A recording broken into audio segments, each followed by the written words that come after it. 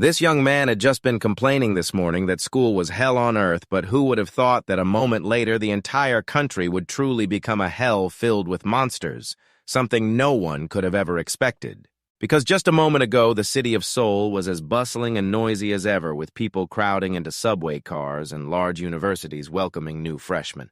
Song-woo, our protagonist, is a young man who had just finished his military service and returned to school, and on his very first day back, he couldn't stand the life of having to take the bus to campus every day. Because of that complaint about the crowd, Song-woo was teased by his junior Han-ho, an enthusiastic young man who thought he was talking about the special forces, especially about him lying.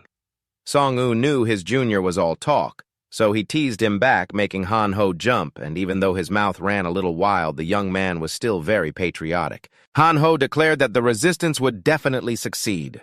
The country will definitely be unified again, but he was once again hit right where it hurt by Song-woo's words, as Song-woo knew perfectly well that he never watched the news, and had even delayed his military enlistment for some girl. Consequently, Han-ho's mood soured completely, and as Song-woo walked onto campus, the unusual silence made him pause, feeling guilty that his harsh words might have made the kid cry. But Han-ho denied it, and told him to look up at the sky where a faint 99% was visible, and thanks to his 10 out of 10 vision, Han-ho noticed the presence of the word monster. Downloading, but it vanished the moment it hit 100%, so Song-woo saw nothing and assumed his friend was going crazy over some girl again. Then he pointed in the same direction, trying to prove his point. Unfortunately, the text had vanished without a trace, which made Song-woo change his mind and think his junior could no longer distinguish between games, dreams, and reality. He insisted it was just a hallucination, and Han-ho even had to slap his own cheeks to wake up. Then he asked to go for a cup of coffee, but received a cold refusal from Song-woo. Before leaving, Han-ho still insisted that he had clearly seen the word monster earlier. The two said their goodbyes, and from there, Song-woo went to classroom 404, where he sat through the lecture without a single word sinking in. Because he was so sleepy, Song-woo's eyes were about to close when he was startled by a large magical panel that appeared, asking a question about how to survive in a ruined world. What is the best profession? His sleepiness vanished, instantly replaced by a million questions of why. Whatever it was, it started urging Song-woo to choose right now, thinking it was just a dream. He rubbed his eyes repeatedly, then a buzzing sound echoed as the lecture hall was suddenly plunged into pitch-black darkness. The students erupted in chaos, but the strange thing was that it was the middle of a sunny afternoon, so even with a power outage, things shouldn't have been this dark. At that moment, their phones also stopped working. A system panel appeared in front of everyone, and Song-woo quickly realized this was no hallucination or projection app. Everyone was seeing the words 15 seconds remaining. Suddenly, a blinding light flashed, and mysterious cards were released one by one from some other space, each card bearing an image representing a class. Some people were curious about them, while others were wary. Someone warned not to touch them recklessly, but Song-woo's intuition told him that not choosing would be even more dangerous. Maybe something would happen after 15 seconds.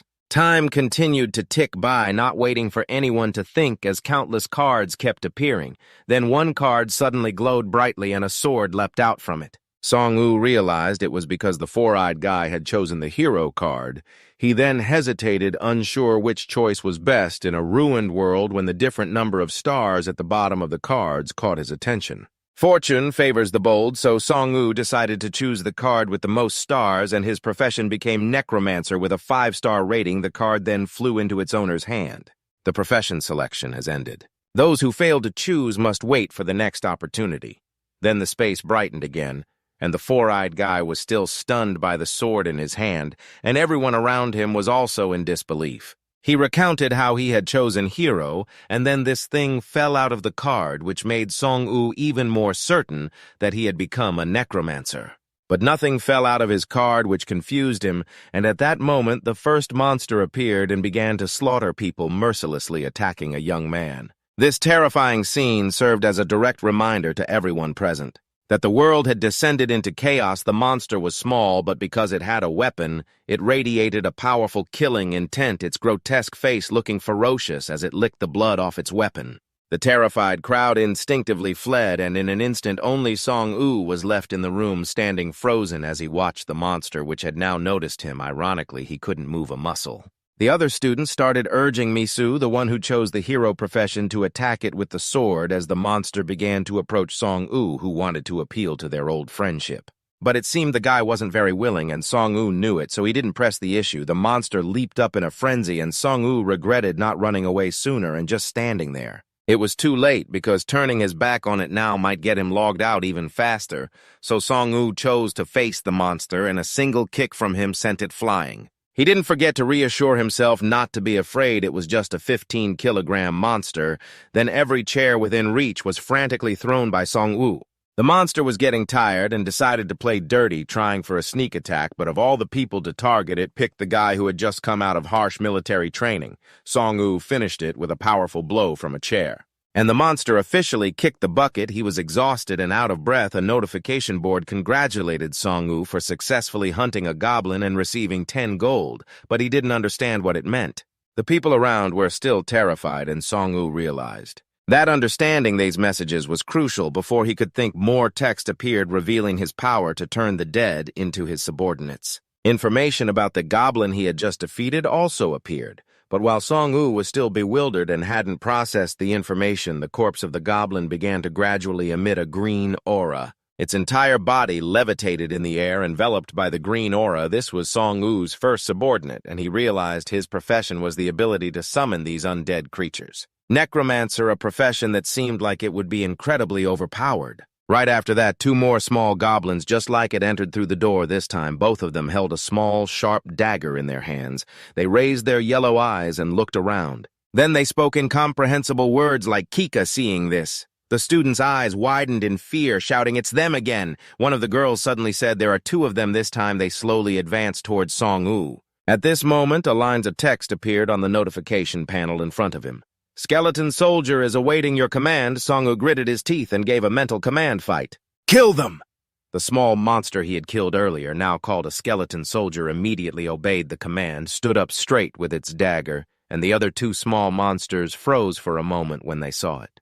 The skeleton soldier powerfully thrust its dagger towards one of the small monsters. Its hand grabbed the monster's head and then stabbed it. The newly stabbed monster hastily fought back. Pushing the skeleton soldier away, it roared. The 2 small monsters advanced together to fight the skeleton soldier. The soldier used its dagger to block a slash from one of them, and even though it was 2 against 1, the skeleton soldier didn't seem to be at a disadvantage. It was surrounded by the 2 other monsters. But it managed to counter every blow. However, a monster behind it took advantage of an opening and slashed, cutting off the skeleton soldier's arm. The soldier warily turned to look at it. Song-woo observed the battle and remarked, "If I just watch it fight like this, I'll have to fight alone next." He looked at the 2 ferocious little monsters. "They're just small-sized goblins, not that dangerous. If I had a bigger weapon." Then he turned and reached out his hand towards Misu, who was cowering in the back. Misu tossed the sword over here quick, but he clutched the sword tightly to his chest, unwilling, and stammered, "Huh." Why, Song-woo impatiently explained, "Hurry up, I'll take care of them."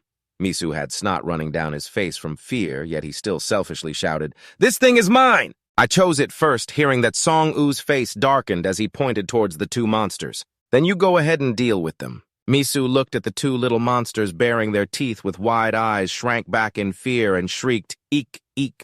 A helpless Song-woo sighed and picked up a nearby chair. "Oh, well, the old way is the best way." Misu wasn't even hurt, but he was still screaming his head off like a coward. Then he grabbed the chair and charged towards the 3 monsters that were cackling and fighting fiercely. He threw the chair at one of the monsters, sending it flying with a yelp. The skeleton soldier seized the opportunity and rushed forward, repeatedly stabbing the small monster, causing it to scream tragically, "K-E-K-K-E-K." Immediately after, consecutive notifications sounded. "You have received 10 gold for killing a goblin." "You have received 10 gold for killing a goblin." A tired Song-woo wiped the sweat from under his chin. Blood dripped from the skeleton soldier's dagger onto the floor as the one-armed soldier stood up. It looked quite ferocious, and when Song-woo saw it approaching, he felt a bit bewildered and stepped back, saying, But the skeleton soldier didn't stop.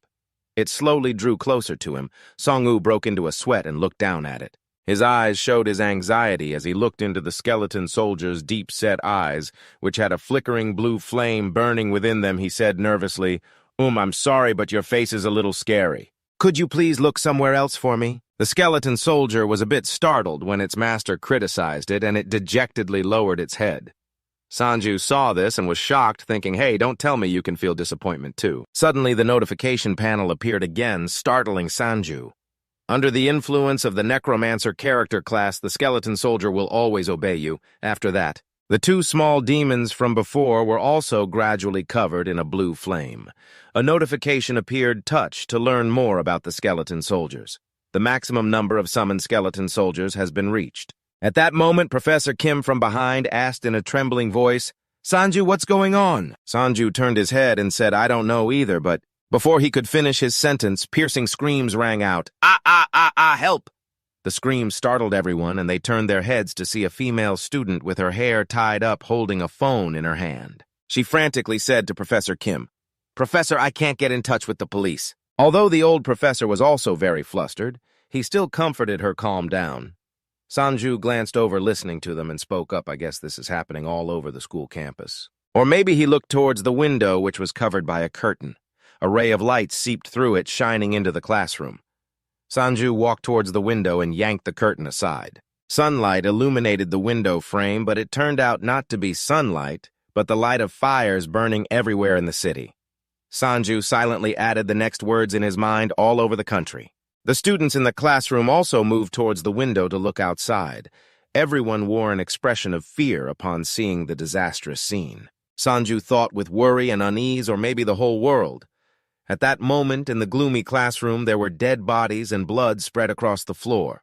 Suddenly, someone opened the door from outside the classroom. They stepped in and shouted, "We shouldn't stay here anymore." Behind the school, plumes of smoke from fires rose into the sky. A voice urged, "Let's move quickly now." A male student in a purple shirt dangled a set of car keys as if he had just remembered something. He became more excited and turned back to say to the female student behind him, "That's right, my car is in the parking lot." But before he could celebrate, a few goblins suddenly appeared in the hallway ahead. Hiding deep in the shadows, the two students broke out in a cold sweat. The two goblins had just finished dealing with someone. They turned their large yellow eyes to look at the two of them. One of them was still holding a small blood-stained knife. Next to it was a corpse lying in a pool of blood. The moment their eyes met, the entire group of people turned around in fear and fled. Run! The two small goblins also gave chase as fast as lightning. They made a sound. The male and female students were the last two to run. A goblin quickly caught up with them. It leaped very high, reaching out to grab the female student while swinging its knife with the other hand. The female student, knowing she couldn't escape, had her face covered in tears. But then a stroke of luck occurred. Sanju's army of skeleton soldiers appeared and blocked the two goblins. 3 skeleton soldiers charged in and gave the 2 small goblins a beating. Sanju stood there watching them. They fought while screeching as if they were communicating. Sanju turned his head and shouted to the group, "Everyone run. I'll take care of them." Then he pointed embarrassedly at the skeleton soldiers and said to be precise they will. The panicked students screamed as they ran and scattered. Sanju saw everyone scattering and reached out a hand worriedly, trying to stop them. "Don't if you split up like that then," but before he could warn them, everyone had already disappeared. He became helpless. Oh, well, it's every man for himself then. He then imagined many things and thought, although it's not very clear yet, this game definitely has rules, and we are forced to follow them. Sanju recalled what had happened before. From choosing the card to when the goblins appeared, he thought to himself the distributed professions and the initial monsters are quite easy to hunt and kill. Sanju clenched his fists and thought, "I don't know if I'll be right or wrong, but I predict the survival rate will be higher if we fight them." He then looked towards the small demons. They were fighting fiercely. "At least I still have these comrades, ready to support me in battle at any moment." The arm of a small demon landed on a skeleton soldier's head, stunning it. The skeleton soldier seemed to be at a disadvantage, constantly retreating from the small one's attacks. The other goblin powerfully slashed across the skeleton soldier's body. It triumphantly held its knife and shrieked, "Cut!" Then it prepared to stab the skeleton soldier. The poor skeleton soldier's head was chopped clean off. The skull fell towards Sanju, the blue light in its eyes slowly fading away. Immediately after, the notification panel appeared again. "Your skeleton soldier has returned to the void." Hearing this, he furrowed his brow in fear. Sanju trembled slightly as he cheered them on. "Come on, take them down." The goblins cackled, "K." From a 3-on-2, it was now a 2-on-2. The 2 goblins shrieked. Not wanting to be outdone, the skeleton soldiers also roared back. Then they charged at each other again. Light shone from their direction. A moment later, successive notifications rang out. You have received 10 gold for killing a goblin. You have received 10 gold for killing a goblin. Sanju happily clenched his fist. Yes. He scratched his head and awkwardly praised the 2 surviving skeleton kids. Phew, good job. Then a notification appeared. You have leveled up. Level 2. Sanju was a bit surprised. He looked at the level up notification. Could it be the status window then appeared with the character information? Name IU Sanju level 2, HP 42 out of 50 MP. 13 out of 30.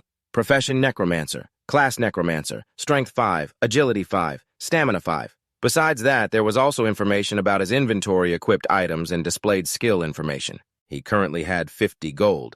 Sanju pointed at the panel and wondered, are these my stats, huh? But in games, don't you get points to distribute after leveling up? Right after that, another notification appeared. Please choose an upgrade card. Below it were 5 cards, including random stat, random skill, and random equipment. Random strength and random others. Sanju was speechless and thought, so it's a gotcha. Sanju looked at the cards. He observed them seriously and then chose one. This thing is always a crucial factor in any game. I wonder what I'll get. In his hand was the random skill card. Immediately, a notification appeared. Your maximum number of summoned skeleton soldiers is increased by 1. The 2 goblins that had just died were instantly reanimated as skeleton soldiers. Sanju now had 4 skeleton kids. At that moment, the panel also displayed a reminder your mana is critically low. Sanju looked and said mana is only 30. He looked over at the 4 skeleton kids. Then he remarked, so you guys aren't that expensive, huh? Immediately after. He avoided their gaze again and waved his hand, saying, I'm getting the chills. Sorry, but don't look at me like that anymore, okay? Hearing this, the 4 skeleton kids looked disappointed as a group. In the dim hallway, Sanju sat down somewhere. He was protected by the 4 kids surrounding him. Sanju let out a long sigh and said, all right, time to pull myself together. I'll make a mistake if my mind isn't stable. I don't know what will happen later, but for now it's still okay. He gritted his teeth and thought the first step is to try to survive and escape this place. That's what I can think of right now. Sanju stood up and said to the skeleton kids, let's survive and find a way out of this place. At the same time, outside the school, a horde of small goblins were torturing people. Tragic screams echoed, get away, get away, help me. Among them were the cries of the small goblins.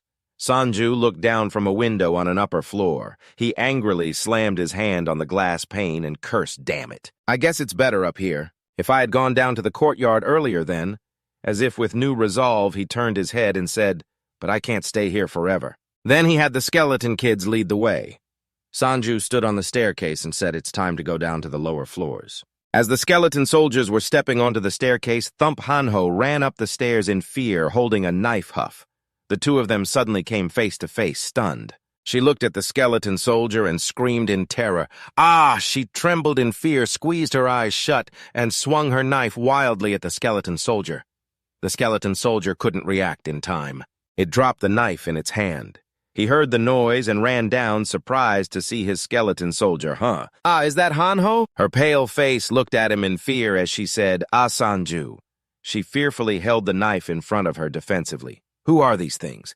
He looked at her helplessly and said, it's okay. You could call them my bodyguards, I guess, she replied doubtfully. Are you sure about that? He looked at her, beckoned with his hand, and said, Hanho. It seems you also chose a profession card, right? She looked at him with a puzzled expression. A card. Oh, that's right. I chose the thief profession card. He looked at her helplessly, put a hand to his forehead, and said, how many stars was the card you chose? She looked at him with a puzzled expression. Stars. Yes, it seems she remembered. She pointed cheerfully and said, a 1 star, a 1 star, but it was the brightest star. That's good, right? He looked at her with an expression that said he was at a loss for words. Let's just go with that. She looked at him confused. Yes, he? She and the skeleton soldiers walked down the stairs. As they walked, he pointed down and said, let's find a safe place first. As long as we stay behind them, we'll be safe. As they were walking, a blue panel suddenly appeared in the blink of an eye. We will be safe if we stay behind the skeleton soldier. The panel then displayed Thief's short sword combination skill. Level 1, combination skill class. Activation requirement, equip 5 short swords. Effect critical hit rate and gold acquired increase by 10%. Hey, you can see this too, right, Sanju? He paid no attention to what she said, instead placing a hand on his chin to ponder. A combination, huh? He imagined an army of skeleton soldiers and thought so. That means if we share the same type of equipment, we'll get a buff, which means if we team up with a decent party, we can gain a lot of benefits. He thought of the skeleton soldiers, not just us, but them too. He looked at the skeleton soldiers thoughtfully. Although I'm not entirely sure their skills are truly formidable. This means that even if I play solo, playing with these skeleton soldiers is enough to get buffs equivalent to a full party, right? Their group continued down the stairs. The skeleton soldiers and a horde of goblins came face to face. All of them stepped forward into a combat stance. Behind them was an enormous leader. It roared, its huge face filled with rage as it glared at their group. She pointed at them in fear and said, "Hey, it seems that one must be the captain." As the two sides faced off intensely, the panel appeared once again. The opposing goblin party is affected by Death Aura Level 1. Strength is reduced by 30%. Activation requirement: 4 or more skeleton soldiers in your party. Suddenly, the goblins looked at them with faces full of terror. Kiki. He looked at them triumphantly. It looks like we're in luck. The skeleton soldiers' bodies emanated a green aura as they angrily charged towards the goblins. Their strength sent the goblins flying. Some were even injured and screamed in pain. Ignoring the goblins' pathetic cries, the skeleton soldiers continued to charge and attack relentlessly. She watched the skeleton soldiers and raised her hands in delight. Amazing! Seeing the smaller goblins under attack, the large goblin's eyes filled with rage. The giant goblin raised its large, powerful hand. Poised to strike down, a yellow magic circle surrounded the large goblin's hand. That magic circle grew larger and larger. The smaller goblins also began to glare at them with angry eyes. The blue panel appeared once again. Goblin Captain has activated the skill Savage Frenzy. The panel's text changed. The goblins have been empowered. The Goblin Captain advanced and grabbed the arm of a knife-wielding skeleton soldier. The Goblin Captain forcefully ripped the skeleton soldier's arm off. Seeing this, the other goblins drew their knives and charged in. She looked at the skeleton soldiers, her face pale with fear. What's going on? Should we run?" He looked at the skeleton soldiers with concern and advised her to wait a little longer. He watched the situation unfold, calculating. I need to analyze the current situation. He watched his skeleton soldiers being fiercely attacked by the goblins. A thought flashed through his mind. They're all following the captain's orders. Therefore, what I need to do is... The Goblin Captain raised its hand once again. A large yellow magic circle radiated from its hand. He noticed the Goblin Captain's movement. A glint appeared in his eyes. That's it. His skeleton soldiers were constantly at a disadvantage. A skeleton soldier holding a sword lunged down from above using its blade. It slashed powerfully at the Goblin Captain's magic circle. The Goblin Captain's arm fell to the ground. It roared in pain and anger as that skeleton soldier landed. It heard the Goblin Captain's cry. The enraged Goblin Captain kicked the skeleton soldier hard, seeing that the Goblin Captain was weakened. The other skeleton soldiers seized the opportunity and quickly eliminated the goblins. A blue light suddenly glowed from their faces, seeing that the situation was turning bad. The terrified goblins tried to flee. Panels gradually appeared with text, "You have received 10+1 gold for killing a goblin."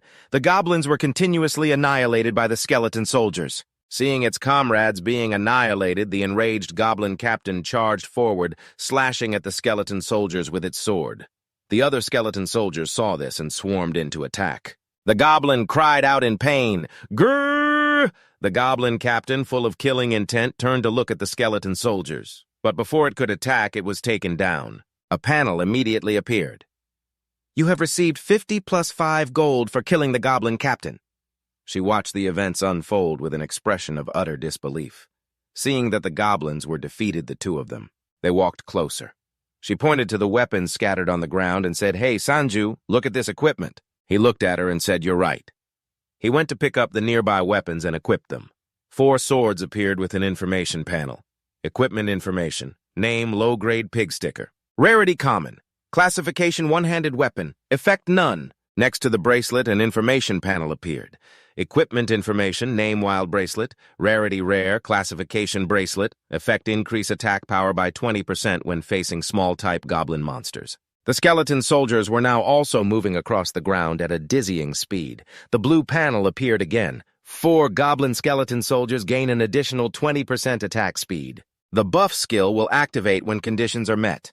Activation requirement: assemble a full goblin species party. The panel continued to display skill information. Name Savage Frenzy, classification D rank. Subclass buff: effect goblin party receives a 10% damage and 20% attack speed increase for 10 minutes. Cooldown 1 hour.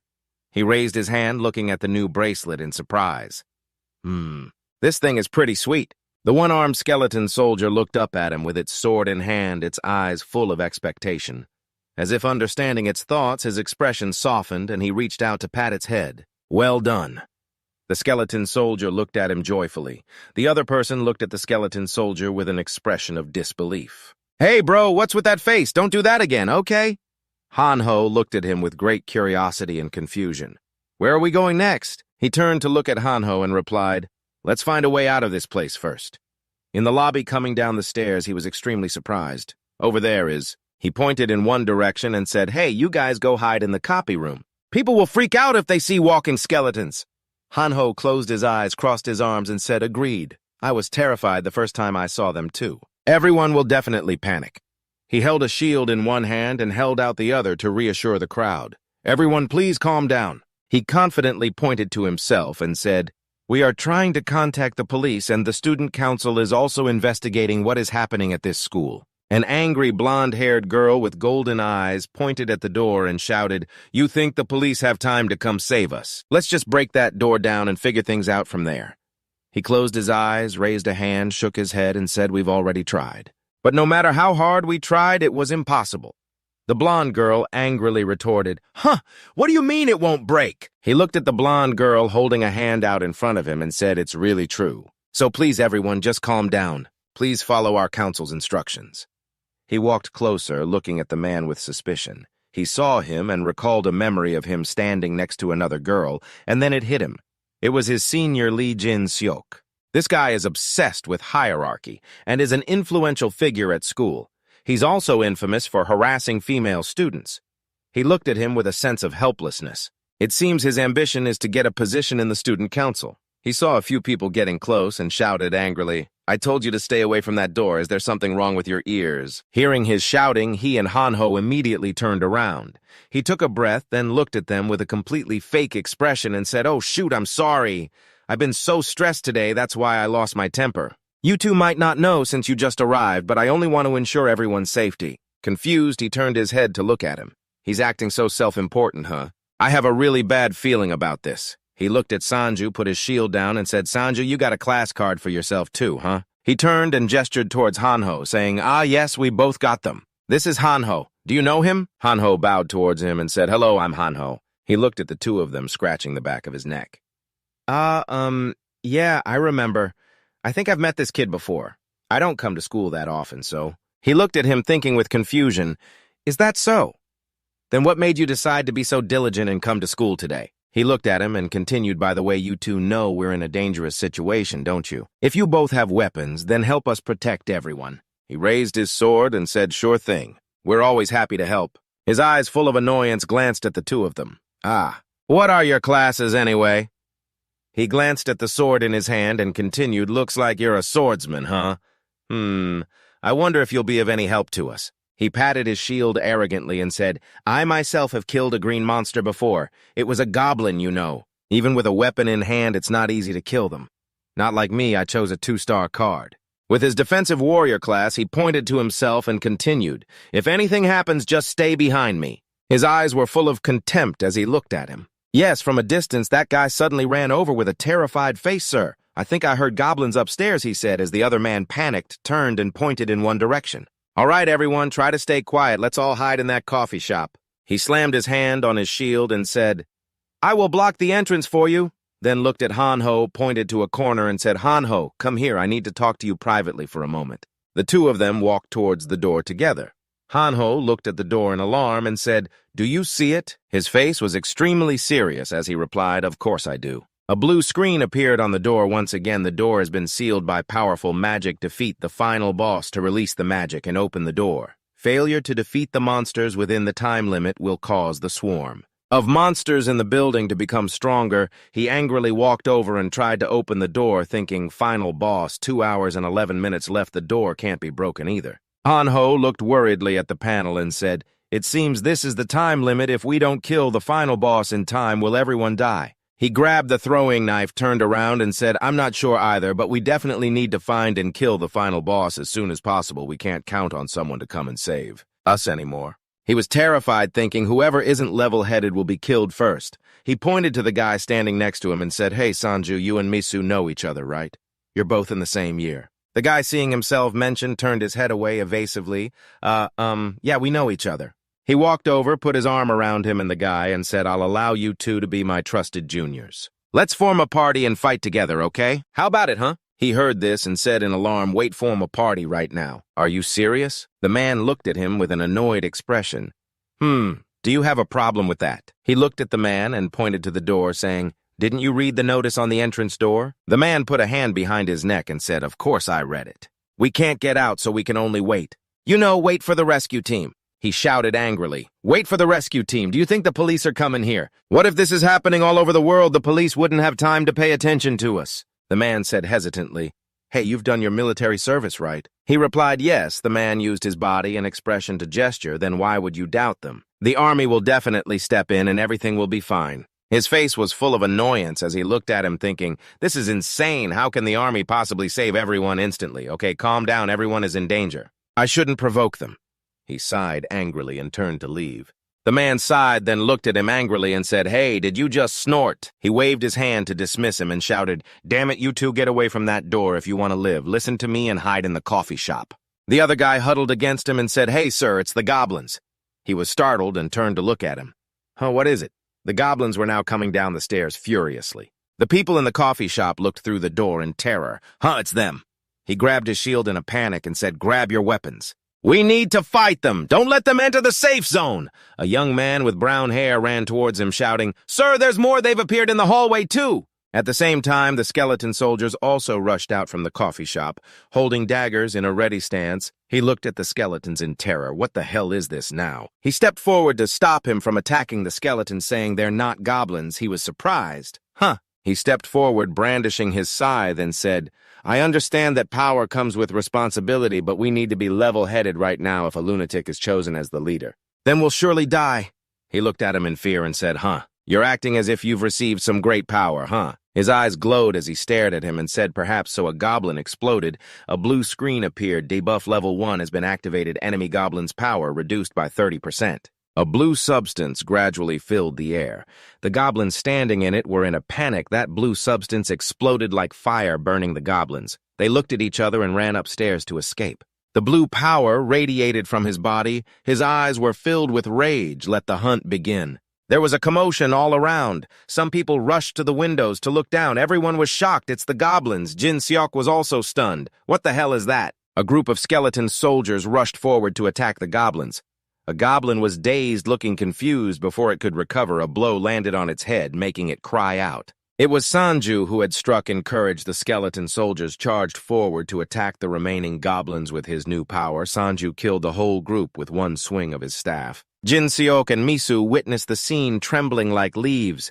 Jin Seok held his shield tightly, thinking to himself, I was planning my escape from the goblins while he charged forward to kill every single monster. Seeing their comrades massacred, the goblins tried to flee. Sanju ordered, block the stairs. Don't let them escape. The skeleton soldiers quickly rushed out. The goblins could only screech, Kiki. Sanju charged forward triumphantly. Good, hold them for me. A plan formed in his mind. If others see how I command these skeletons, they will surely understand that I can control the situation and we can easily fight the boss. According to the rules of the game, we definitely have to kill the boss. Fighting together is always the best way. The skeleton soldiers charged forward, stabbing into the goblins. The system displayed a notification: Thief's Dagger combination skill activated. Critical rate plus 10%, gold acquisition plus 10%.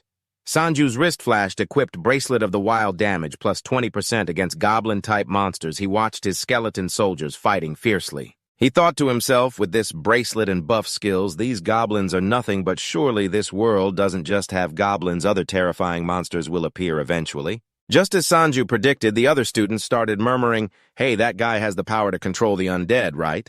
Another student replied, looks like it Jin Seok and Misu could only hug their shields tightly and watch. A girl said in amazement, thank goodness, but who is he? What's his major? The guy next to her replied, I think he's our senior from the creative writing department. At that moment, the goblins were still fighting back. They ferociously slashed at the skeleton soldiers, shouting loudly. Seeing this, Sanju rushed forward and killed the last monster in one blow. He let out a sigh of relief. Phew, well done. After witnessing that scene, everyone immediately cheered. They hugged each other in celebration. He's amazing. Someone so strong is in the literature department. My God, someone exclaimed, thank God, it's a relief. We have someone like him here. The corpses of the goblins were scattered on the ground. Sanju looked around and wondered, did they not drop any equipment? Do normal monsters not drop items? The system showed a notification received a lucky ticket after killing 20 monsters.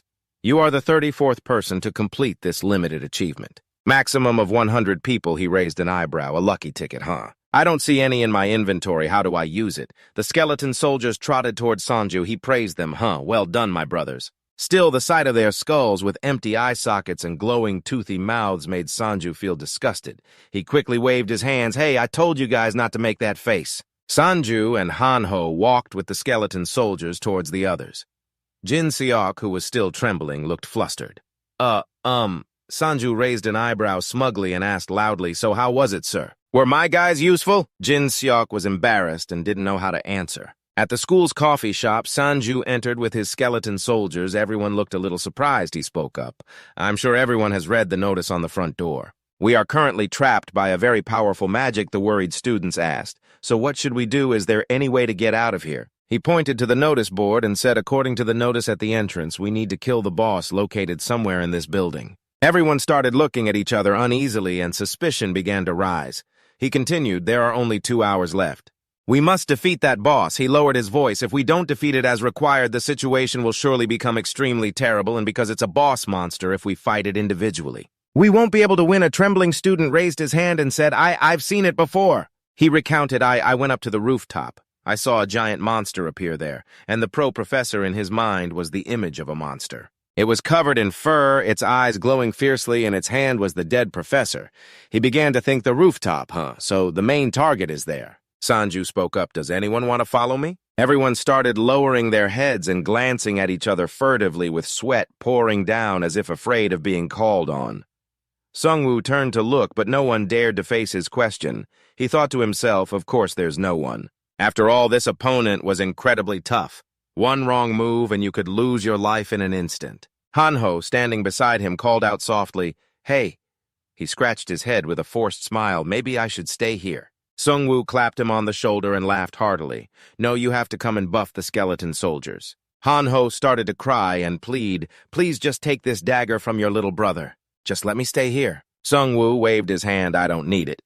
Suddenly, a voice came from behind the two of them. Even if we all fought together, I doubt the outcome would be favorable, would it? They were startled and turned to see who it was. A girl with shoulder-length hair dressed in sportswear had a very cool demeanor. A long sword was slung on her back, and with one hand on her hip, she cast a disdainful look at the frightened people. She then spoke about the people behind them. They've only met a few weak monsters. They are also in an uproar now. How annoying. Then she turned to Sungwoo and looked, just go with your skeleton soldiers. Why bother bringing that useless baggage along? Your skeleton soldiers are much more useful. She was Junji-Soo, a 23-year-old third-rank tiger hunter. As she spoke, she threw a hostile glare at the cowards behind them who were both angry and afraid. Sungwoo thought to himself, no one knows how strong the boss is. This is truly difficult. He turned to Yinsok. What about you? As if being called on to answer a question, Yinsok jumped in alarm. He stammered, I think I should stay here. Someone needs to stay behind to protect the students. Sweat was pouring off him as his shifty eyes darted around gaging Sungwoo's reaction. Sungwoo felt helpless all right then. Stay here and hold the defense for me. Jinsok's voice trembled, Sungwoo looked towards the stairs and decided to take the risk. We just have to go up. This will probably take quite some time. With that, he and the skeleton soldiers headed up, flanked by a resolute Jisoo and a reluctant Hanho. Sungwoo warned Hanho, don't let your guard down. Remember the teachings of General Yi Sun-sin. If you want to live, then pay attention. Suddenly, he sensed a commotion from the stairs below. A horde of goblins screamed as they frantically pursued them. Sungwoo realized it too, damn it. Another group is blocking the stairs ahead. He yelled, "You two handle the rear for me!" Without a word, Jisoo charged forward and sliced a goblin in half instantly. Its comrade barely managed a cry as it rushed in. It was also dispatched by a single slash from Jisoo. Detecting a noise behind her, she immediately thrust her sword straight into the monster. The goblin died on the spot with only a short cry. Jisoo single-handedly finished off the entire goblin horde. She looked at her handiwork and sighed in relief. Hanho, who had witnessed everything, turned to Sungwoo with his jaw agape in astonishment. "Hey man, this girl is amazing." The sound of daggers being pulled from corpses made Sungwoo turn his head. Oh, it was the skeleton soldiers retrieving daggers from the goblin bodies. Hanho, now feeling relieved, spoke up. "Never mind, I was wrong. General Yi Sun-sin is the real deal." Sungwoo smiled. "Yeah, let's pick up the pace." The party continued upward and saw a man leaning against a wall ahead of them. He was covered in blood. Sungwoo was stunned. "Professor Huang," the man whispered. Sungwoo. Sungwoo asked in shock, "Professor, why are you here?" The professor's voice was weak, "My students." He sobbed uncontrollably. "The kids are all dead. It's because of me. It's all my fault." Sungwoo tried to calm him down. "Please, sir, calm down. Can you tell me what happened?" The professor trembled as he spoke. "Thanks to you, we made it to the research lab safely," he continued. "But then I felt that staying in one place was not a good idea. So we all moved to the rooftop. I was just following the survival guide when I made the decision to go there." Sungwoo realized the problem immediately. "Damn it, that place is." The professor recalled the terrible tragedy from that time and said up there, "We ran into a horrifying monster and the students who trusted me." The team fell silent. Professor Huang gathered the last of his strength to speak. "Sungwoo, never go to the rooftop. Don't go there." He clung to Sungwoo's shirt, trembling, and imparted his last words, "You must survive." With that, he collapsed, and all signs of life disappeared. Sungwoo tightened his grip on his weapon. His face darkened as an immense hatred swelled within him. A notification appeared, side quest titled, "Avenge the Professor. You may accept or decline this quest. Reward is a random skill. The objective is to kill the boss monster. You have witnessed the final moments of the old professor. This has made you feel his deep resentment. You can choose to avenge him by eliminating the monster, or you can decline this quest. The choice is yours. The time limit is the same as that of the main quest. Your choice will affect your destiny later on." Sungwoo wondered, destiny. Is this some kind of mandatory turning point in the game? He was completely bewildered inside. Damn it, why? Why do we have to endure this tragedy? Seeing Sungwoo determined to press on, Hanho asked hesitantly, "Hey, do we really have to go fight the boss?" The skeleton soldiers also stopped to wait for his answer, but Sungwoo's eyes were burning with vengeance. He had made his decision.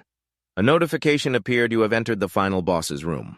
A column of smoke was rising thickly from the rooftop. Upon reaching the rooftop, the sight that greeted Sungwoo's group was a horde of goblins that had taken over the rooftop and made it their personal territory. The goblins had slaughtered the unfortunate students for a delicious yet horrifying cannibalistic feast.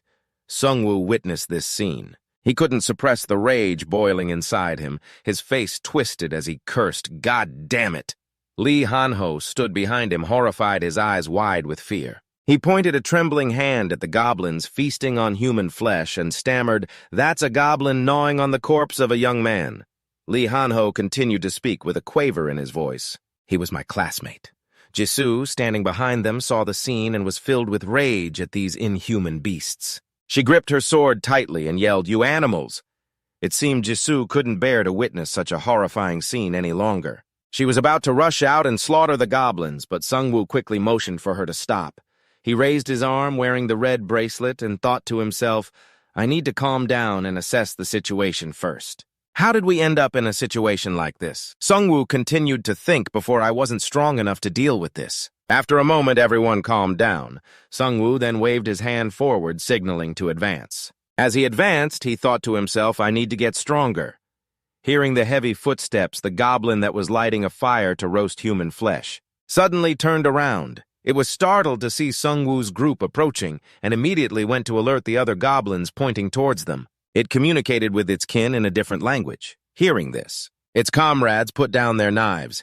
The news spread like wildfire to the nearby goblins, and they quickly swarmed aggressively towards Sungwoo's party. Instantly, they formed ranks and surrounded Sungwoo's party. Lee Hanho looked so scared he was about to wet his pants. His face pale with fright, he trembled and whispered to Sungwoo, "Hey man, maybe we should run away." But Sung Woo was determined to stay and face them with his small band of skeleton soldiers. He thought to himself, "No, I have to face them." Then Sung Woo raised his hand, and the red bracelet on it began to glow as he thought, "Come." Sung Woo confidently raised his hand to the sky, and a magic circle instantly activated on it. Sung Woo had activated Savage Frenzy. The goblin party gains 20% attack speed, but also takes 10% more damage. The bodies of the skeleton soldiers became wreathed in fire. Sensing the unyielding resolve from Sung Woo's party, the opposing goblins furiously charged forward to engage. But their attacks were rendered useless by Sung Woo's 3 flame skeleton soldiers, no matter how they slashed. Their swords passed through the gaps in the skeleton's bones, and they panicked when they found their blades stuck. Sung Woo's flame skeletons immediately retaliated with 3 quick slashes against the goblin. The first goblin shrieked in pain as its body was chopped into pieces. Enraged, the goblins continued to charge into the fight but were still overwhelmed by Sung Woo's flame skeletons. At that moment, Sung Woo yelled to everyone, "Use the corpses as shields." After saying that, Sung Woo charged forward, using the spear in his hand to pierce a goblin's head. Jisoo quickly followed his command, her eyes filled with murderous intent. She instantly ran to the goblin next to her and sliced it in half. But only Lee Han-ho was still cowering, fumbling with his dagger and yelling in frustration. "This thing is useless. Why did I even choose it?" Lee Han-ho cried hysterically, tears and snot pouring down his face like rain as he recalled the past and continued to scream, "I thought this would be useful. Who knew it would be this useless?" Perhaps out of sheer frustration, Lee Han-ho accidentally grabbed the small dagger behind his back, his tears blurring his vision, but somehow Lee Han-ho was still able to throw it wildly. He yelled, "Take this," and surprisingly, Lee Han-ho's luck paid off. The dagger he threw randomly hit a small goblin in the head. The goblin next to it was startled and dodged to the side, hearing the sound. Lee Han-ho paused and opened his eyes to see the goblin he had just killed. He had a bewildered look on his face and uttered, "Huh." Looking closer, Lee Han-ho saw a group of goblins surrounding the one he had just killed with the thrown dagger. Lee Han-ho suddenly remembered his glory days and exclaimed in amazement, "Ah, that's right, this is my hidden talent." Seeing this, Lee Han-ho got excited and continued to throw daggers at the goblin horde, yelling, "Take this soon." Another goblin was sent to the afterlife time and time again. The goblins surrounding Lee Han-ho were quickly taken down. They grew terrified of his hidden talent. Then Lee Han-ho looked at his trembling hands and pondered for a moment. A moment later, Lee Han-ho's expression suddenly turned serious. Lee Han-ho told himself, "I've found it. This is my fighting style." The goblins saw that Lee Han-ho was now filled with killing intent, and they looked at each other in fear. Not knowing what to do at that moment on Song Yu's side, the goblins affected by the level 1 death aura had their stats reduced by 30%. This caused their flames to turn a pale green, meaning the threat was slightly reduced, but it was still enough to haunt the goblins and make them run for their lives back to their nest. Suddenly, from the direction of the crushed iron lockers, there was a loud crash that sent the lockers flying. The goblins were startled by this. They trembled as they looked over expectantly. Then a goblin chieftain with a wooden mace in its hand appeared. It let out a massive roar that shook the entire rooftop. The goblin soldiers immediately ran over and knelt, begging for mercy from this goblin chieftain. Lee Han-ho and Song Woo looked on in astonishment. Lee Han-ho asked in fear that form, "Could it be the final boss?" At that moment, the boss looked from the pathetic goblin soldiers towards Song Yu's party. The goblin chieftain also shifted its target to Song Yu's party, and the smaller goblins quickly got back on their feet. A second later, the goblin chieftain roared, signaling the small goblins to charge forward for a troublesome slaughter. Once again, Song Yu clicked his tongue in annoyance. Then Song Yu used the spear in his hand to give 2 goblins a swing that sent them flying into the air with an enraged expression. Song Yu turned around and yelled to everyone, "Kill every last one of them for me." Iyu Jisoo, along with the others, also joined the life-or-death battle with the goblins. The fight reached its climax, with neither side giving an inch, but overall, the goblin horde was still being overwhelmed by Song Yu's party. One by one, they were blown away quickly. The goblin chieftain saw this. It suddenly became enraged and raised the mace in its hand high, signaling a bad omen. Seeing this, Song Yu shouted in fear to everyone. "Run now!" The goblin chieftain, with just one slam of its mace, created a massive fissure towards Song Yu's skeleton soldiers. The skeleton soldiers hit by this attack immediately collapsed to the ground. Immediately, Song Yu summoned 2 more new skeleton soldiers, the system displayed. "You have summoned a new skeleton soldier. You have summoned a new skeleton soldier." It turned out that the previous attack was just a feint to lure the goblin chieftain. The goblin had somehow already rushed towards skeleton soldier number 1, which was horrified and couldn't block in time, so it was smashed into tiny pieces. Fortunately, the other one managed to dodge. Song-Yu frowned and charged forward. He quickly dodged the scattered fragments of the corpse. Song-Yu was resisting this menacing attack. But unfortunately, his mana was now only 20 out of 30. The system displayed mana 20 out of 30. Seeing this, Song-Yu looked up at the system display with concern and muttered mana. Then he looked over at the pile of goblin corpses. An idea popped into his head. He thought to himself, there are a lot of corpses here. I can use them. Just as the goblin chieftain was about to finish off Song-Yu, there was a sudden thud from somewhere. The goblin chieftain suddenly felt a sharp pain. It turned to look and saw that many daggers had been embedded in its arm. At some point, it turned out Li Han-ho was the one who had thrown those daggers at the chieftain. Li Han-ho smiled defiantly and even taunted it. Hey, stupid, does it hurt, stupid? But his coolness didn't last long as the goblin chieftain easily pulled out all the daggers. As if plucking hairs from its body, it roared angrily at Li Han-ho. Seeing this, Li Han-ho was so surprised he froze on the spot and stammered, "Uh-oh, why are you so mad?" Song-Yu was also speechless, looking at Li Han-ho. He said, "It's because you provoked it, what else?" And so the goblin chieftain immediately switched its target to attack Li Han-ho. Li Han-ho ran while screaming in agony. Save me! Hearing Li Han-ho's cries for help, the skeleton soldiers appeared to intervene. Seeing this, Li Han-ho smiled with relief. He thought he would escape this deadly chase, so Li Han-ho was overjoyed, but his joy was short-lived as the goblin chieftain struck. With a single swing, it wiped out the entire group of skeleton soldiers just like that. Still, one lucky skeleton soldier survived the last blow. It quickly jumped onto the goblin chieftain and used its dagger to stab hard into its arm. The goblin chieftain roared in pain, then it immediately threw the skeleton off its body and gave it a powerful kick before the skeleton soldier could even catch its breath. The goblin chieftain charged forward to finish it off. At this moment, Iyujisu, seeing this, flew behind the goblin chieftain with a face full of killing intent. Iyujisu swung her sword and made a long slash. Across its back, a bloody gash was created and blood flowed out endlessly. The goblin chieftain clutched its bleeding back in pain, still trying to get up to continue fighting. Iyujisu stood near it, and seeing this, she looked at it with a cold expression and said, "This is the first time I've had to go all out." Then Iyujisu glared at the goblin chieftain as if it were scum with a cold look like a murderer's. She cursed, "You son of a b***." Seeing this, from behind, Song-Yu spoke up. In admiration of Iyujisu's hidden potential with the sword, her swordsmanship is truly top-notch and every movement is so graceful. She's really amazing. At this moment, Song-Yu saw the goblin chieftain being guarded by Iyujisu and took the opportunity to summon his skeleton soldiers.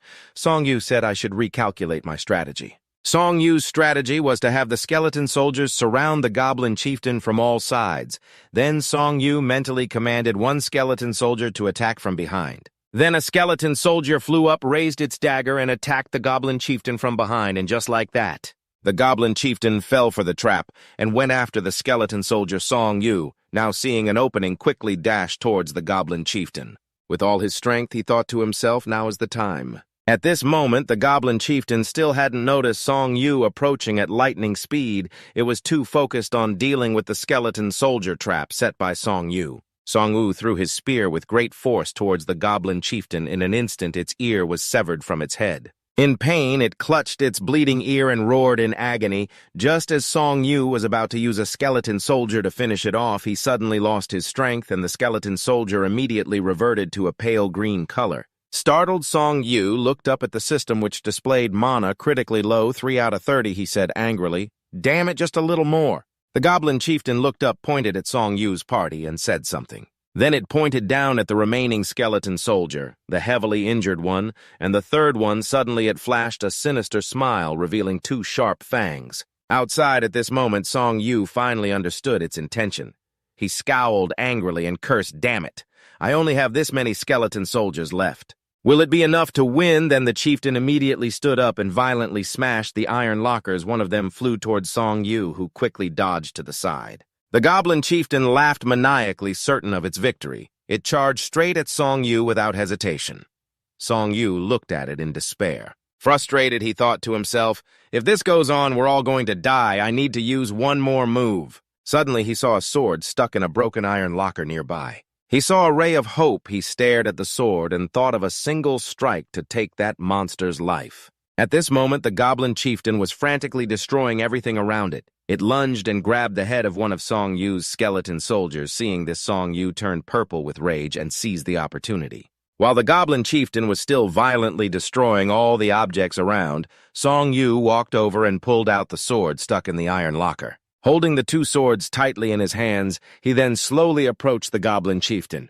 Meanwhile, Song Yu would have his two skeleton soldiers hold the goblin chieftain back for a moment. He commanded with his thoughts for the two of them to block his path, so the two skeleton soldiers started running in circles to distract the goblin chieftain, but the goblin chieftain had no time to play around and attacked the two skeleton soldiers ferociously at that moment. He suddenly saw a flash of light flying towards him. However, the sword's target was not him, but the skeleton soldier behind him. The skeleton soldier used all its strength to jump up and grab the sword. Seeing this, the goblin chieftain, he immediately swung his club intending to smash the skeleton soldier, but the skeleton soldier managed to jump into the air in time and dodged it then. The skeleton soldier spun around and with one strike hit the goblin chieftain's club. The force was so great that it sent both of them flying back. At that moment, the system suddenly appeared. It reported that based on party combat, the synergy effect had been unlocked. Song Yu looked up with a slightly surprised expression. The skeleton soldier from before was the final key to activating this effect. With it, the party's attack speed would increase by 10%. And weapon weight would be reduced by 50%. As for the skeleton soldier, it was now classified as a separate individual, a one-handed warrior. With a single sword equipped in one hand, its strength was gradually recovering. Seeing this, the goblin chieftain was terrified. Song Yu confidently picked up the sword. He looked at it in amazement and said, "If I link the weapons like this, then I can beat it." After that, Song Yu grabbed a nearby chair, dragging it along as he charged forward fiercely. "Take this chair, fist!" Yu Jisu and the skeleton soldier saw this. They also charged forward aggressively, both of them full of fighting spirit. The goblin chieftain was cornered from 3 different sides. The goblin chieftain was bewildered. Not knowing who to attack first, while he was still confused and disoriented, he was hit from behind by the chair Song Yu threw. Next was Yu Jisu.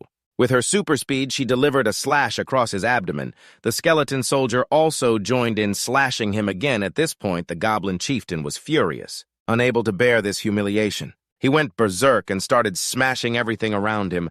Just as the goblin chieftain raised his club to finish off the skeleton soldier, a golden light shot out, and a dagger was instantly embedded in his hand. Lee Han-ho, standing from a distance, cheered happily. It hit. In immense pain, the goblin chieftain tried to pull the dagger out of his hand in a fit of rage at that very moment. Song Yu's eyes suddenly lit up.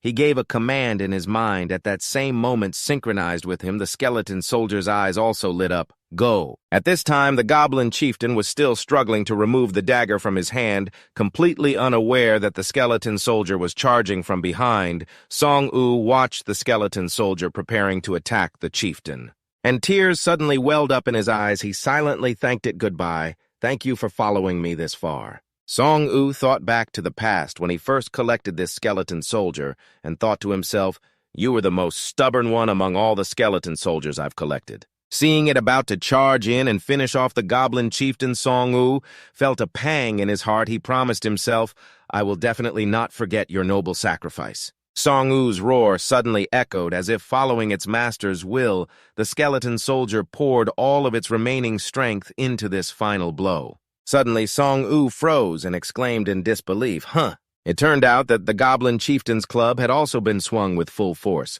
yet the skeleton soldier's single slash went straight through it without a scratch, which left Song Yu stunned. His eyes filled with disbelief. The system displayed the one-handed warrior effect can block 88% of the damage from the boss monster's first attack. The goblin chieftain had not anticipated this. And so, in the end, its head flew off its body in an instant. The goblin chieftain's body lost all its life force. The skeleton soldier slowly stood up. The system displayed. "You have received an additional 25 gold for killing the boss monster. System display, you have leveled up to level 3.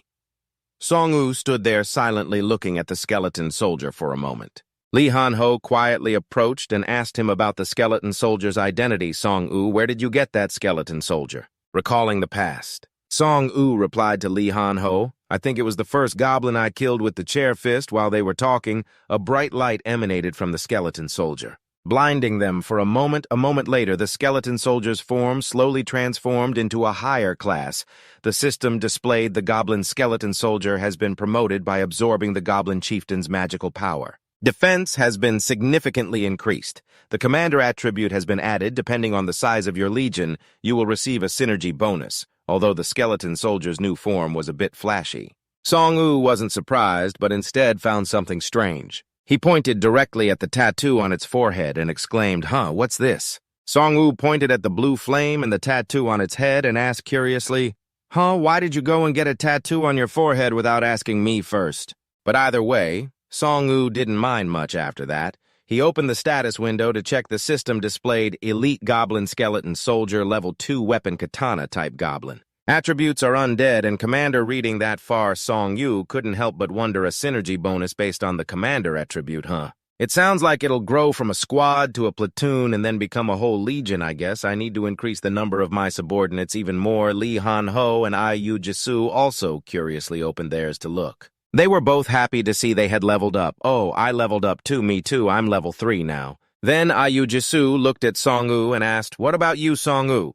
He hesitated and replied, me too, at that moment. Ayu Jisoo switched to the gift shop. She scrolled back and forth for a moment, then asked Song-woo, I still don't know what level up gift to choose for level 2. Do you have any suggestions? Song-woo looked and replied, well, everything is random, so you can only pray you get something good. Lee Han-ho seemed to have just learned about this system. Everything was new to him. He didn't even know you could see these cards. Lee Han-ho asked Song-woo. Blankly, you can see these cards too, Song-woo sighed and replied, yeah, you can choose any card you want. At that moment, the system displayed on the screen, please select an upgrade card.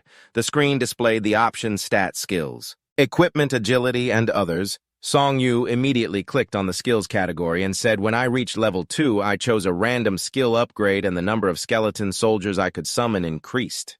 And this time is no different because the commander attribute requires a large number. He chose to upgrade his skills again, then a card slowly appeared in Song-woo's hand. The system displayed you have received basic bone weapon crafting. Song-woo looked at his hand a bit bewildered. A moment later, the system displayed an explanation of the skill's information. Name bone weapon crafting level. Basic classification. Active skill mana. Cost 10. You can create a weapon from the bones of corpses. The following are the types of weapons you can craft. 1 is a sword, 2 is a hammer-type weapon, 3 is a spear, 4 is a bow. The quality of the weapon depends on the original materials. When the skill is upgraded, you can create more types of weapons. After reading, Song-woo frowned and said, I can craft weapons from bones, While he was still confused about a few things, the system suddenly displayed another notification. You have completed the mission. Avenge the professor, you will receive a skill reward. Your random destiny has also been changed. At that moment, Song-woo remembered the moment Professor Kim died. Song-woo choked up Professor Kim. He couldn't bear the sorrow any longer. He immediately pushed his sadness aside. The system displayed the maximum number of summonable skeletons has increased by 1. Song-woo looked at the skeleton soldiers and said, so now I can control 5 skeleton soldiers. At this moment, Song-woo was still wondering, what does it mean that my destiny has been changed? It's so confusing. I'll have to be more careful when choosing new missions. Suddenly, a cloak fell from the sky and landed near Lee Han-ho. Lee Han-ho looked up blankly then. Lee Han-ho gently caught it and looked at it in amazement. He exclaimed a cloak. Song-woo was also curious and asked, what's that? Lee Han-ho immediately put it on to try it out. Hearing that, he replied, this is the bandit's cloak. It increases the stealth stat against monsters by 50%. Hearing that, Song-woo said sarcastically, isn't that just equipment for running away? Afraid that Song-woo would misunderstand him, Lee Han-ho became serious and defended himself. No, I won't be a coward anymore. I've found my own fighting style. As Lee Han-ho took off the cloak, his gaze accidentally fell on Ayu Jisoo, and he saw she also had a new item and asked curiously, Nuna, what's that rock? Hearing that, Ayu Jisoo looked blankly at the red stone in her hand and said, it says, this is a fire magic stone. Lee Han-ho then came closer to examine the stone and said admiringly, oh, fire magic, it looks like a flint stone, doesn't it? Ayu Jisoo sighed, shook her head, and said no. Ayu Jisoo carefully placed the stone in a box and continued, if a weapon is sharpened with this stone, it will have a chance to ignite when fighting monsters. Lee Han-ho was amazed when he heard that. Wow, that's amazing. At this moment, Song-woo saw they were still muttering about something and reminded them, save that for later, let's get out of here quickly. A short while later at the cafe, everyone was still bustling with their tasks. In another area, Min-soo approached Lee Jin-seok and asked in a fearful voice, "Hey, I'm Jin-seok." He glanced at Min-soo and asked, what is it? Min-soo nervously glanced back at the people whispering behind them and asked tremulously, "Are we going to stay in one place like this forever?" His good mood didn't last long as Lee Jin-seok suddenly grew irritable again. He gritted his teeth, his expression furious as Min-soo went on to relay what he had heard. Everyone is starting to whisper. "They're saying we should have gone to kill the boss, that we should have listened to Song-woo." Min-soo continued hearing them say, "That makes me feel." But before he could finish, an enraged Lee Jin-seok grabbed him by the shoulders and cursed. Damn it, Lee Jin-seok looked towards the crowd and continued to curse furiously. "Those bastards dare to whisper behind my back while I'm trying to protect them. If you want to say something, say it to my face." Suddenly, Lee Jin-seok angrily stormed towards the crowd. The group fell silent at the sight. Lee Jin-seok continued to yell as he passed by, shield in hand. He angrily cursed at the people outside. "Hey, listen up. You all love talking behind someone's back that much, huh?" Lee Jin-seok's anger boiled over. His face red, he pointed outside and screamed, "In that case, don't expect me to protect you anymore. Get lost. Get the hell out of my sight." The crowd became displeased with his attitude. Someone spoke up. "Hey, what are you talking about? Go where?" Lee Jin-seok cursed back, his shouting growing even louder. "If you don't want to be here anymore, then get lost. Go up to the rooftop and die like that bastard Song-woo." And with that, a brawl broke out. Someone in the crowd yelled back at him, "You think you own this place?" Lee Jin-seok angrily yelled back, "I'm already trying my best here." The fool scoffed and retorted, "Don't be ridiculous. What the hell have you even done? The one on the rooftop is the one protecting us." Hearing that, the flames of rage inside him burned even stronger. His face flushed as he screamed, "Son of a B asterisk, don't you dare piss me off, you bowl-cut bastard." Hearing himself insulted, the young man lunged forward to fight him. "What was that? Who are you calling a bowl-cut?" Lee Jin-seok pointed at the young man's face and yelled, "I'm talking about you. Keep barking, you dog," Lee Jin-seok said, giving him the middle finger, ignoring anyone trying to intervene. "You think that bastard Song-woo is still breathing? Then go on up to the rooftop and die just like him." Lee Jin-seok's face darkened with rage as he screamed, "Keep barking, you dogs!" Suddenly, the whole crowd fell silent, but not because of him. Everyone's gaze had shifted to one side. Thinking he had silenced them, Lee Jin-seok gloated mockingly, "Why so quiet? You were about to—" Before he could finish his sentence, there was the sudden scrape of a sword. It touched him, and a voice rang out. "Who was it that died?" Brother Lee Jin-seok was suddenly choked up, slowly turning his head to look back in disbelief. Seeing the skeleton soldiers holding their swords in a cordial greeting, he screamed and collapsed to the ground. Song-woo stepped forward from behind, looking at Lee Jin-seok with a disgusted expression. "You wanted me dead that badly, huh?" Song-woo paid him no mind and slowly walked towards the door that had been sealed shut. Then Song-woo gently placed his hand on the doorknob. Of course, since the condition of defeating the boss had been met, the seal was broken and the door opened easily. Lee Jin-seok, sitting on the ground, watched in utter disbelief. His expression showed his unwillingness to accept this reality. He trembled and uttered impossible. Song-woo turned back and scoffed at him. "Hey, you're a real eyesore." Lee Han-ho just smirked as if to provoke him. And just like that, everyone began to step out of this hellish school. As Song-woo's group was about to leave, Song-woo suddenly turned back and saw Lee Jin-seok looking awkward as if he wanted to say something. He looked at Lee Jin-seok skeptically and asked, "Hey, is there something you want to say to me?" He was startled by the question, then became flustered and embarrassed, not daring to look Song-woo in the eye as he scratched his head and stammered. Well. Seeing this, the students behind them began to murmur, "What the hell is this? That guy was always going on about how strong he was, and now he's acting like a total coward. He puts on such a tough act, but it turns out he's just a paper tiger." Hearing the students' all too accurate comments, Lee Jin-seok didn't dare to talk back and simply remained silent. Song-woo's group took the lead, heading outside to scout the situation. Lee Han-ho looked around fearfully and said, "It seems a bit too quiet out here." Ayu Ji-soo replied, "I don't see any monsters either." After assessing the situation outside, Song-woo signaled to the people inside and said, "It's safe outside now. But everyone, please remember to stay quiet." As time went on, Song-woo's group continued to lead the students, who followed slowly behind, more vigilant than ever. On the way, corpses were scattered all over the street. Looking at this scene, everyone felt a chill run down their spine. Whispers broke out. "There are no other survivors here. What are we going to do?" Song-woo speculated that the goblins usually traveled in packs and were perhaps hiding somewhere on the school grounds. Just then, Lee Han-ho suddenly noticed something. With a joyful expression, he pointed in a certain direction and shouted, "Hey, over here! It looks like there are people over there!" On guard, Song-woo gripped his sword and headed in the direction Lee Han-ho pointed, which led to a balcony where a group of people had set up camp. None of them looked particularly friendly except for a clean-cut young man dressed in white. He waved to welcome Song-woo's group. As Song-woo approached, his eyes fell upon their blood-stained weapons, and he thought in surprise these people. Then Song-woo looked them over and thought they must be survivors from the battle with the goblins. Suddenly, Lee Jin-seok, as if spotting someone he knew, hastily pushed everyone aside and yelled out, "Oh, it's the president!" The president saw Lee Jin-seok and smiled. "Oh, Jin-seok, you're still alive, I see." Lee Jin-seok approached him like a fawning puppy, clasping his hands together gratefully.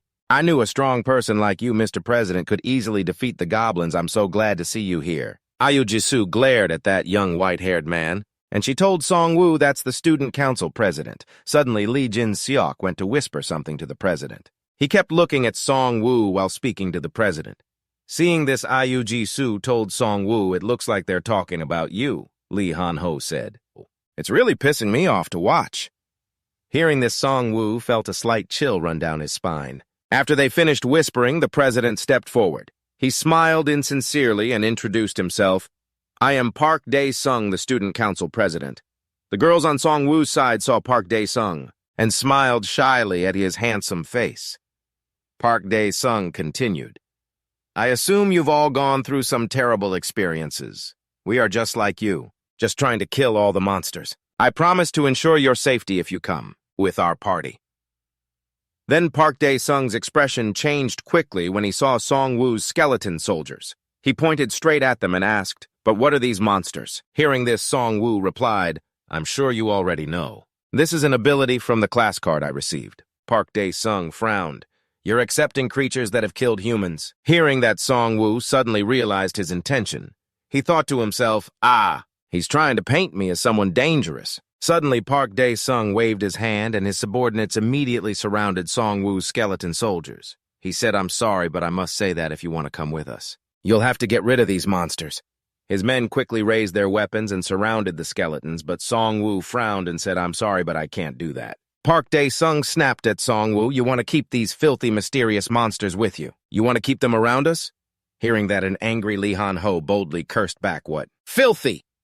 At that, the skeleton soldiers turned to glare at Lee Han-ho. Seeing this, Lee Han-ho started sweating and stammered, well, actually, they're kind of cute if you look at them. And so Lee Han-ho and the skeleton soldiers started bickering. Lee Han-ho yelled, "We just need to teach them to be friendlier. Show some confidence." Hearing this, Song-woo said helplessly, "Han-ho, quiet down. You guys too stop messing around." Then he turned to Park Dae-sung and said, "I'm sorry, but let me make it clear. I have no intention of abandoning them. Killing them would be the same as throwing away my own weapon. Could you survive in this world completely unarmed?" Hearing this, Park Dae-sung smiled slyly. Then he said arrogantly, "I don't know about that, but if we can protect you, why would you need them?" He gave a cunning laugh. Forcing Song-woo to make a decision, he said, "I'm giving you one last chance. If you want to join us, you must destroy those creatures with your own hands." Outraged by his condescending words, Ayu Jisoo stomped her foot, stepped forward, and said, "Hey, do you think you can decide our fate for us?" She coolly raised her sword and threatened him. "When did we ever say we wanted to join your little club? Do you think the student council has the right to decide everything? Utter trash." Seeing Yu Jisoo's expression, Park Dae-sung asked seriously, "Aren't you the president of the Department of Physical Education?" Hearing that, Yu Jisoo scowled and retorted, "No. The school has already been destroyed. So what meaning does that empty title have anymore?" He was still trying to persuade her no matter what. He extended his hand in a friendly gesture and said, "Madam President, please calm down and come with us. You'll regret it if you don't do as I say." But Yu Jisoo shouted back at him, "Shut your stinking mouth. You act all high and mighty for the school, but I know you're the one who embezzled hundreds of millions of won during the school festival. You think I don't know about that?" Hearing this, he was stunned. Having gotten the upper hand, Yu Jisoo continued aggressively, "I was the one who posted about it on the school's website." Hearing that, Park Dae-sung and his cronies were even more shocked and gasped. Even though he was exposed, Park Dae-sung still acted arrogant. He suppressed his anger, trembling, as he said, "Well, then we have nothing more to discuss. Go ahead and do whatever you want. You'll just end up dying at the hands of those monsters anyway." Yu Jisoo paid them no mind. She resolutely left with Song-woo not even glancing back. Behind them, Park Da-sung kept cursing, "You guys will regret this. If you don't stick with a party, you won't get the party bonus. You'll all die a painful death. You pieces of trash." A while later, after they had traveled a good distance from Park Da-sung's group, Song-woo took the opportunity to ask Yoo-ji-soo about her earlier interaction with that council president. "Excuse me, but may I ask if you have some problem with the guys from the student council?" Yoo-ji-soo said coldly, "I just see him as a piece of trash, that's all." Yoo-ji-soo recalled Park Da-sung's past and said, "He wanders around campus every day hitting on girls. A few members of my department reported it to me. He may have a high position, but trash is still trash." After hearing that, Song-woo somewhat understood her troubles and exclaimed, "Ah, I see." As for Lee Han-ho, he flared up in anger and shouted, "What a son of a B***tich!" At that moment, Yoo-ji-soo suggested to the two of them, "First we need to avoid confrontations in those buildings and escape from here." Yoo-ji-soo continued, "If this is an escape mission, I want to avoid crowded places because monsters love to attack them." Hearing this, Song-woo fell into deep thought. After that, Song-woo pointed to the road behind him and said, "In short, we need to avoid the building areas. So taking the hill path behind the school will be much more effective. It leads straight to the main gate and there's hardly anyone there." Yoo-ji-soo agreed and followed him towards the back of the school. They proceeded with high alert. Lee Han-ho looked around for a moment and said, "It's too quiet here. I've got a bad feeling." Suddenly, Song-woo raised his hand cautiously and said, "Stop." Seeing this, Lee Han-ho was startled and asked bewilderedly, "What's wrong, man?" But Song-woo gestured for silence. "Shh," because above them a monster was chopping something. Its axe was embedded in a goblin's body. The monster slowly pulled the axe out of the goblin. Then it looked up, sensing Song-woo's group's presence there. Its eyes glowed brightly. Seeing those murderous eyes, Lee Han-ho screamed in fear, "Whoa, what is that enormous thing? It's even bigger than the goblin boss." Song-woo was now extremely concerned. He narrowed his eyes and thought to himself, "The creature that appears after goblins is an orc." Suddenly, the massive orc let out a roar and stomped its foot hard. After that, the orc leaped down to the bottom of the stairs where Song-woo's group was standing. Although a little scared, Song-woo looked at it and smiled because this was his chance. He said, "Excellent, time to add a new subordinate to my collection." At that moment, the orc charged straight towards Song-woo with its weapon. Song-woo looked at it, broke into an excited grin, and said, "I'm ready for a fight." Song-woo looked at its face then. He saw that its expression was furious. Song-woo's attitude suddenly changed. He looked towards it, startled his face, now showing a hint of fear. Then Song-woo commanded his skeletons, and the others around him shouting, "Dodge now!" Lee Han-ho fell backward in panic and shouted, "How can such a terrifying monster even exist?" The orc quickly turned its head, changing direction. It turned towards Yoo-ji-soo and attacked her, but luckily she was quick enough to block the blow with her sword. "Attack!" Yoo-ji-soo's face was filled with discomfort as she let out a grunt. "Ugh!" The orc raised its weapon high again, wanting to attack. Yuri-shot charged once more, but luckily a skeleton soldier flew out and pushed Yuri-shot aside while it took the attack from that orc itself. The orc, not knowing Yoo-ji-soo had been saved, continued its attack and struck the skeleton soldier hard, slamming it into the ground with a loud crash. Seeing this, Song-woo turned back angrily and shouted, "Block it for me!" Suddenly, a blue flame appeared in the skeleton soldier's jaw, and then it held a sword its mouth, releasing a puff of blue smoke as it stood before the orc. The orc was so angry that smoke snorted from its nostrils. Then the orc raised its weapon high and swung down hard at the skeleton soldier, which suddenly leaped high with its sword and rushed swiftly towards the orc.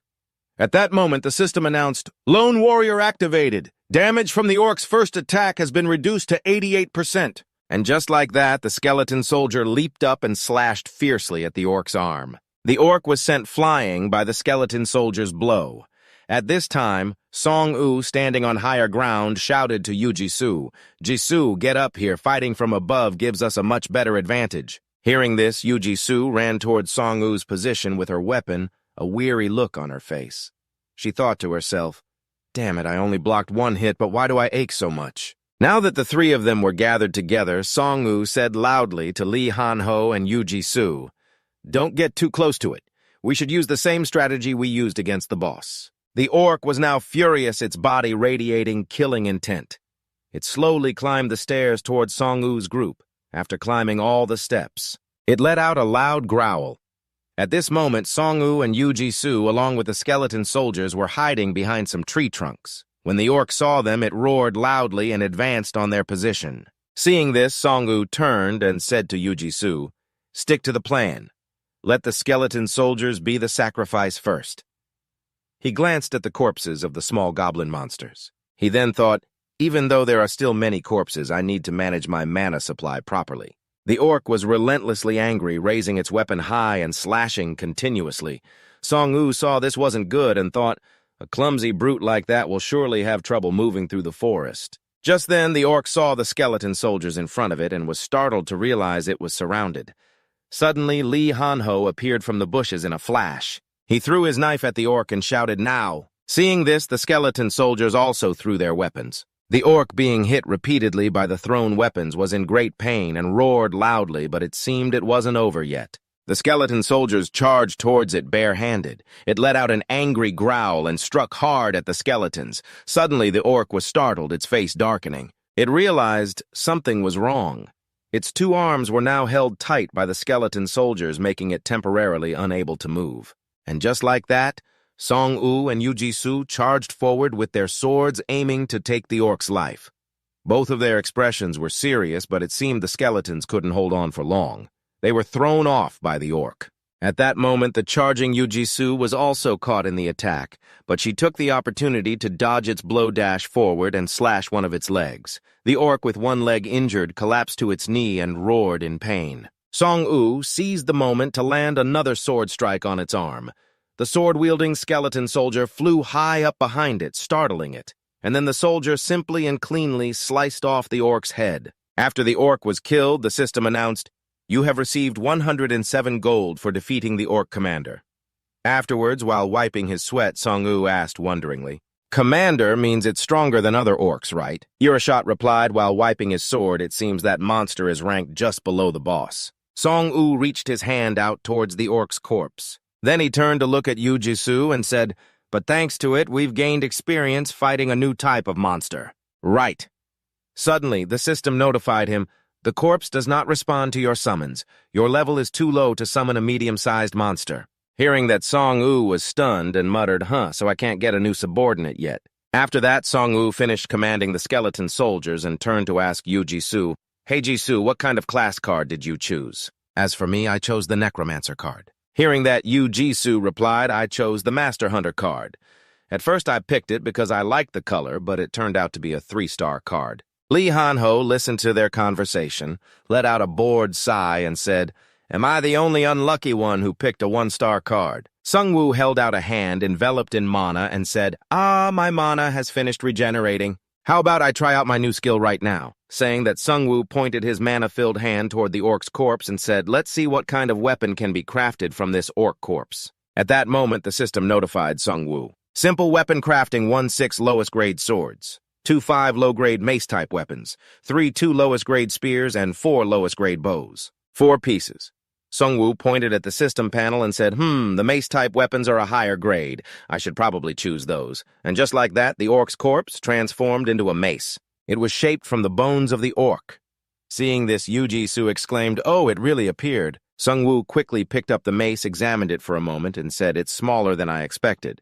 Then he asked Yu-ji-soo, "It's decent enough, right?" At this time, the system informed him. Equipment information. Weapon name orc bone mace, grade common, classification mace-type weapon. After that, Sung-woo tossed the new weapon to one of the skeleton soldiers and said, "You guys try using these." Suddenly, the system appeared and informed him. First Manji's power level 1, classification weapon combination, condition equip 5 maces, effect when injured. Damage will be increased by 30%. The system then displayed the second one swing, 1 kill level 1. Classification weapon combination. Condition equip 5 blunt weapons. Effect gain a 5% chance to stun the opponent with a single blow, while also increasing damage dealt to medium-sized monsters by 10%. After that, Sung-woo looked at the skeleton soldier that had just been given the weapon and exclaimed in confusion, Wait a moment." After that, Sung-woo tossed a red sword to Lee Han-ho and said to him, "Han-ho, catch." After receiving the sword, Lee Han-ho loudly said thanks and then asked Sung-woo for real. "Now I can also—" Before he could finish his sentence, Sung-woo said helplessly to Lee Han-ho, "I'm just letting you hold it for him." When I tell you to give it back, you give it back to him, understand? Don't you see how beneficial the poison hand warrior effect is? Or would you rather chop off one of your hands to replace it? Now they held their weapons and advanced. Sungwoo walked cautiously and told Yu Ji-soo and Lee Han-ho keep a careful watch on our surroundings. We're almost there. Lee Han-ho suddenly pointed forward with a surprised look and said, "Look over there, Hyung." Then he asked Sungwoo, "Why are there so many cars there?" At that moment, a sealed gate appeared ahead of them. On it, there was a message that read, "The gate has been sealed by a powerful magic. Defeat the final boss to break the seal and open the gate. Failing to defeat the target within the specified time will cause the monsters in this area to become stronger." And on it, a timer began to display. 8 minutes and 1 second remaining. Looking at the information on that panel, they immediately cried out in despair, shouting, "Huh? Again, oh God!" At that moment, the timer showed exactly 8 minutes. Suddenly, the system appeared and announced, "The orc party has begun the hunt. Please choose a suitable location to fight. Orcs track their prey by scent. The stronger the prey, the more orc warriors will be dispatched." The three of them were startled when they saw this. They looked at the system panel. Lee Han-ho said worriedly, "Wait a minute, don't tell me they're coming here to get us." Sungwoo looked at it and said, "So the stronger we are, the more orcs there will be." Suddenly, Yu Ji-soo turned to look behind them and said, "If that's the case..." She looked at the footprints of an orc and asked, "Does having more people make it more disadvantageous?" Meanwhile, with Park Dae-sung's group, a whole horde of large orcs was charging fiercely toward them. The people around them watched this happen in absolute terror. Then a loud scream caught the attention of Yu Ji-soo and Lee Han-ho. Yu Ji-soo looked in the direction of the scream and said, "That direction, I think it's the student council group." Lee Han-ho trembled with fear and said, "If we were there right now..." Seeing this, Sungwoo said to the two of them, "So that means moving in a large group isn't a completely wise choice, huh?" Then they looked ahead and thought the important thing is to find a suitable party composition to fight all kinds of monsters. After that, Sungwoo thought to himself, "It's a good thing I chose the necromancer class." At this moment, the system displayed a notification: the first wave of attacks is about to begin. This first wave consists of 5 orcs. Seeing this, Lee Han-ho was extremely surprised and said fearfully, "5 orcs. I thought there would be fewer monsters than the student council's side, but 5 of them." Before he could finish his sentence, from a distance, they were charging toward Sungwoo, screaming loudly. Lee Han-ho was startled and scared when he heard their cries. Seeing this, Sungwoo said, "Looks like that's them." Lee Han-ho, worried and trembling with fear, said to him, "Hyung, it looks like they're hunting us. What should we do now?" Hearing that, Sungwoo looked at the cars parked on the other side. Then he smiled and said to them, "I just came up with a good idea." Lee Han-ho looked at him dubiously and asked, "A good idea? You mean running away is the best strategy, right?" Hearing this, Yu Ji-soo looked helplessly at Lee Han-ho, who was preparing to escape. Then Sungwoo said to them, "Let's set a trap for them." Sungwoo smiled confidently and pointed toward the cars and the skeleton soldiers and said, "We'll use the terrain and my skeleton soldier teammates." After the orcs finished killing his skeleton soldiers, they picked up their axes and continued to move forward. They looked around as if searching for something. Suddenly, they spotted the figure of a young man standing on a pile of cars shouting, "Hey, you lot!" That person was Lee Han-ho. He shouted a taunt that's right, "You fat pigs!" Hearing him say that, the orcs became furious and growled, glaring at him. Lee Han-ho was so scared he turned pale, but he still managed to stammer out another insult. "Pigs." The orcs roared and charged quickly toward Lee Han-ho to attack. Suddenly, they saw something ahead that startled them and made them halt. Next, they were hit by something and thrown back. The one who had just appeared was Sungwoo and his skeleton soldiers. Sungwoo ordered the group of skeleton soldiers to attack the terrified orcs. Following his command, a skeleton soldier brought a mace down from the sky onto an orc's head, stunning it completely. The group of skeleton soldiers attacked relentlessly, giving the orcs no chance to fight back. The orcs could only endure the blows and scream in pain. Beaten by the skeleton soldiers, the orcs gradually collapsed. Then he shouted, "Advance!" During the battle, the system continuously announced, "You have received 43 gold for defeating an orc hunter. You have received 24 gold for defeating an orc hunter." Then 55 gold, followed by 70 gold, and finally 40 gold. The system continued to announce, "You have received a reward for your victory." In the first wave, 100 gold. At the same time, another notification appeared. "You have leveled up to level 4. The group of orcs had been completely wiped out by Sungwoo and the others. In the blink of an eye, the system notified him again. Summoning limit has been increased by 2. He looked at the system in surprise and said, "It seems I've gained a new skill." "Oh, what's this?" He looked at the thing in his hand and his face darkened. And said, "In total, I have 7 summons, but the problem is my mana pool is still only at 50. Beside him, Lee Han-ho's excited voice rang out. He looked at the dagger in his hand and said in surprise, "Oh, I got a new skill too." Sungwoo glanced at him and then asked, "What kind of skill is it?" Lee Han-ho replied while swinging his dagger, something called ultrasonic sense, but it seems it can only be used with the dagger weapon class.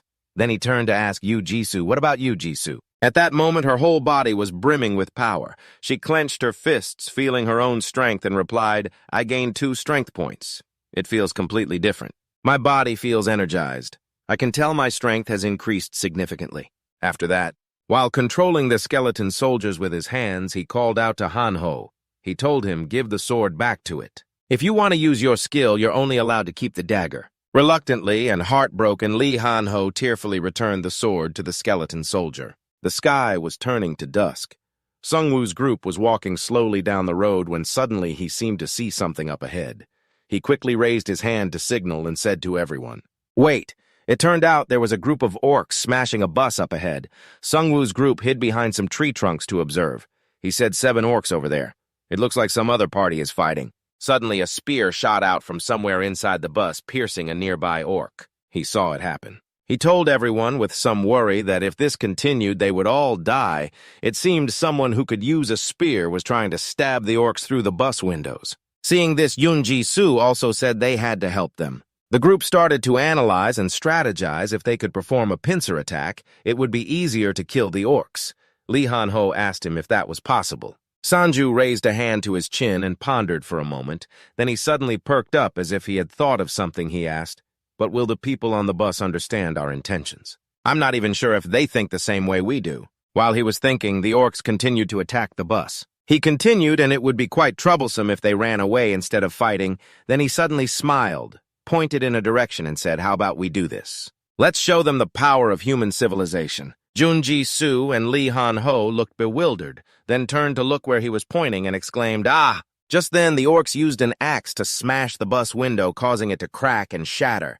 Inside the bus, a blond guy was terrified and shouted at the man holding the spear, "Attack them already! Don't you know how to use a spear, you fool?" The spear user's name was Lee Gyong-soo, a spearman. He was also trembling with fear and shouted back at the blond guy, "If you're so tough, then go fight them yourself. You have a shield and a sword, too." The other people on the bus were crying and trembling in fear below. One of them said, "Damn it, we're definitely going to die." The person next to him, with tears and snot all over his face, said, "I don't want to die yet."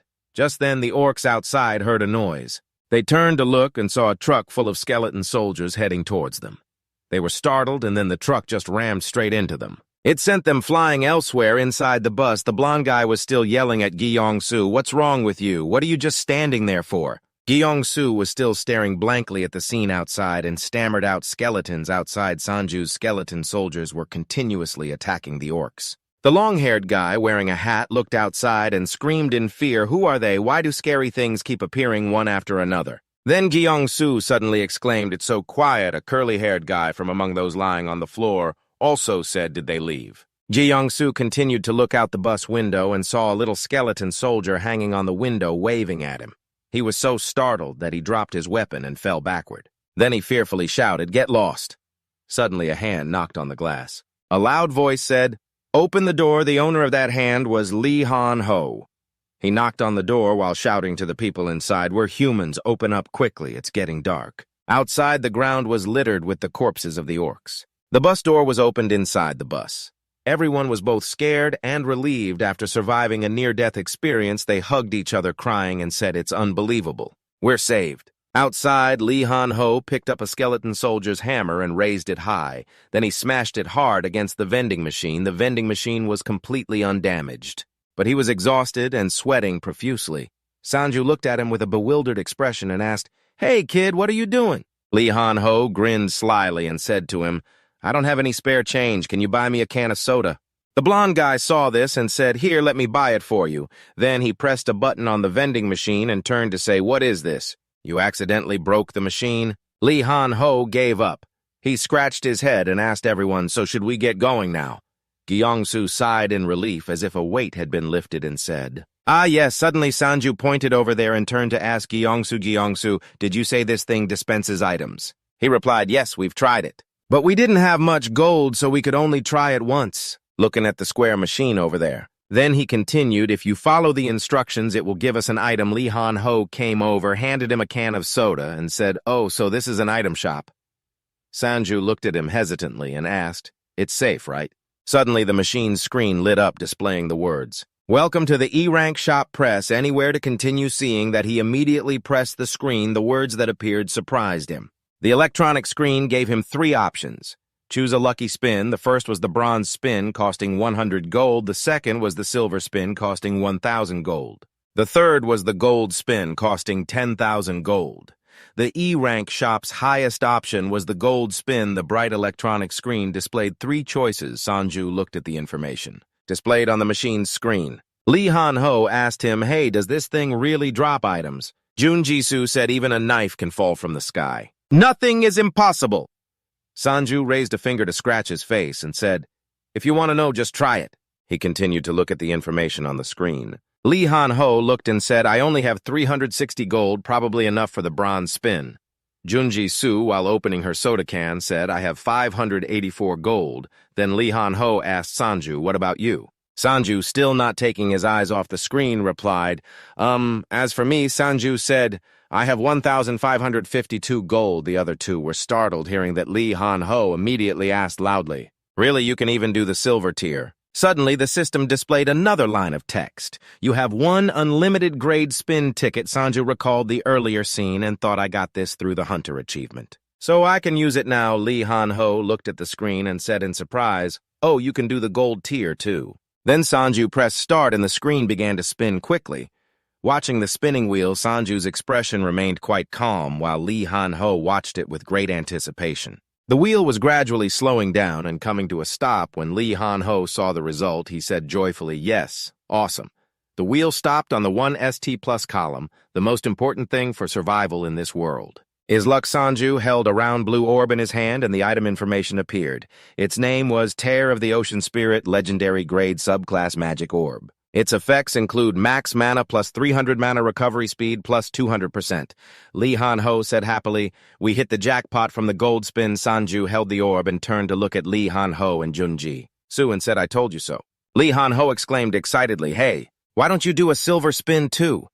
Sanju asked helplessly, "Why do you keep wanting me to play the lottery?" And so Sanju, Lee Han-ho, and Junji-soo started to try the spins. Sanju spun again and got second prize, winning the Vanguard Shield. Junji-soo also got second prize, winning the Purging Longsword. As for Lee Han-ho, he spun by himself in a corner and got a C-grade potion pouch. He was sullen in his corner, cursing his fate. "Why did I only get this?" Sanju looked and said, "What if there's a good healing potion inside?" "Stop complaining." Junji-soo sheathed her sword, looked into the distance, and said, "By the way, it looks like things are getting chaotic over there. Should we help them?" Lee Han-ho pouted and said to Sanju, "Brother Sanju, are we going to use that trick again?" Sanju looked back in the vehicle and replied, "No. This time we'll use something bigger." At that moment, the people on the other side were being chased and attacked by orcs. They were all panicking, running and screaming for help when suddenly something pierced through. One of the orcs, it was the team led by Park Sung. He was cutting down orcs while shouting to everyone, "Hold the formation, we'll forge a bloody path ahead." Someone in the team shouted, "Sir, some people are trapped behind us." At that moment, the people at the back were continuously attacked and killed by the orcs. Park Sung saw this and said fearfully, "Forget them. Do you think we have the strength to take care of all of them?" Then he ordered the 2 in front, "Jinseok human, raise your shields and block the attacks." Suddenly the orcs heard a sound. They froze and turned around. A bus had just appeared and rammed into them, sending them flying. The bus did a spin and knocked all of them away. The person driving that bus was Gyeongsu. He had a crazed look on his face, laughing loudly and saying, "Come to Papa Money." The system continuously announced, "You have received 55 gold by hunting an orc. You have received 60 gold by hunting an orc. You have received 55 gold by hunting an orc." Lee Han-ho was not to be outdone either. He continuously threw daggers at them, and the skeleton soldiers also lent him a hand. Then Sanju leaned out the door and shouted to everyone, "Everyone get on the bus quickly!" The people outside looked at him in surprise and exclaimed we should have followed him. Just then, an orc charged towards them. Junji-Su flew out and slashed the orc, then shouted, "You orcs, I won't lose again this time." It didn't care and just raised its weapon high, swinging it fiercely at Junji-Su. But Junji-Su used her sword to block its attack. When she successfully blocked it, she rejoiced inwardly and thought, I blocked it. I've gotten much stronger than before. At that moment, the orc's entire body burst into flames. Seeing this, Junji-Su thought now's the time. Then Junji-Su raised her fiery weapon and slashed in a circular motion. Junji-Su turned back joyfully, thinking it was a success. Suddenly she froze and looked behind her with a shocked expression. It was Sanju and his legion of skeletons. While Junji-Su had only killed one, he had already killed many. The skeletons continuously threw daggers at the orcs. They were struck by the daggers, which made them cough up blood and die on the spot. Seeing them fall, the skeletons swiftly retrieved their daggers. Another orc, seeing its comrade fall, rushed forward and knocked the skeletons aside, but it was also showered with daggers from other skeletons. And it wasn't just one, but many more daggers that pierced it. After it fell, Sanju's skeletons coordinated smoothly to collect the daggers. Seeing this, Junji-Su thought everything is going exactly as Sanju planned. Watching him, she couldn't help but admire his strategy of constant movement. Maintaining distance and launching continuous attacks on the target while deploying his minions to strategic positions, ensuring no prey could escape. Suddenly, she tightened her grip on her sword and continued to mock herself, thinking someone like me who worships strength lost to orcs right from the start. I feel like such an easy target. Junji-Su watched Sanju relentlessly destroy the horde of orcs and wondered to herself, is he really that talented? Suddenly, footsteps approached Sanju. He stood before them, sniffed the air, and asked them, "Is there a problem?" He looked at Park Dae-sung's group in front of him and asked mockingly, "Didn't you say you didn't want to be around these monsters?" Park Dae-sung forced a smile and said to him, "Now don't hold a grudge. You came back after all. You're not a heartless person, are you?" His face hardened as he told him, "It's only because I saw you run away and abandon the others." The people in his group looked displeased and resentful, while he tried to awkwardly explain, "What do you mean, abandon? I was just trying to make a tactical retreat." He glanced at the people on the bus and said to him, "I hope everyone on the bus thinks the same way you do." He trembled with anger, staring at him, his lips bitten so tightly he couldn't utter another word of defense. Suddenly, the system's notification sound echoed. The orc chieftain is enraged by the failed hunt. Suddenly, Sanju felt a chill down his spine and a murderous gaze staring at his back. The others who heard the announcement were startled and afraid. They looked around cautiously. Sanju turned and boarded the bus, then told Park Dae-sung's group the bus is leaving. "If you listen to me, you can get on." The man behind Park Dae-sung worriedly asked him, "What should we do?" He snorted and said begrudgingly, "We have no other choice." Then Sanju turned back and said to him, "Oh, and give me that armor." Hearing this, he was startled and angry, He then shouted, "Why should I give you this armor? Don't I have the right to protect myself?" Sanju smiled, winked, and replied to him, "Of course, I'll protect everyone, but everything has its price. Unlike someone, of course. We don't have time to work for free." The system notified Sanju, "You have leveled up to level 5. The system announced again, you can now summon medium-sized monsters into your army." Sanju was in a cheerful mood as he selected a skill card and said to himself, "Medium-sized, Does that mean I can summon orcs now?" Sanju said, "Just as I thought, getting a skill card is the most beneficial." As the bus sped down the road, the system announced the maximum number of summonable monsters has increased by 2. Sanju was delighted. "Awesome, now I can summon up to 9 minions." Sanju noticed a skeleton soldier approaching from behind. Seeing it, he called out, "Oran."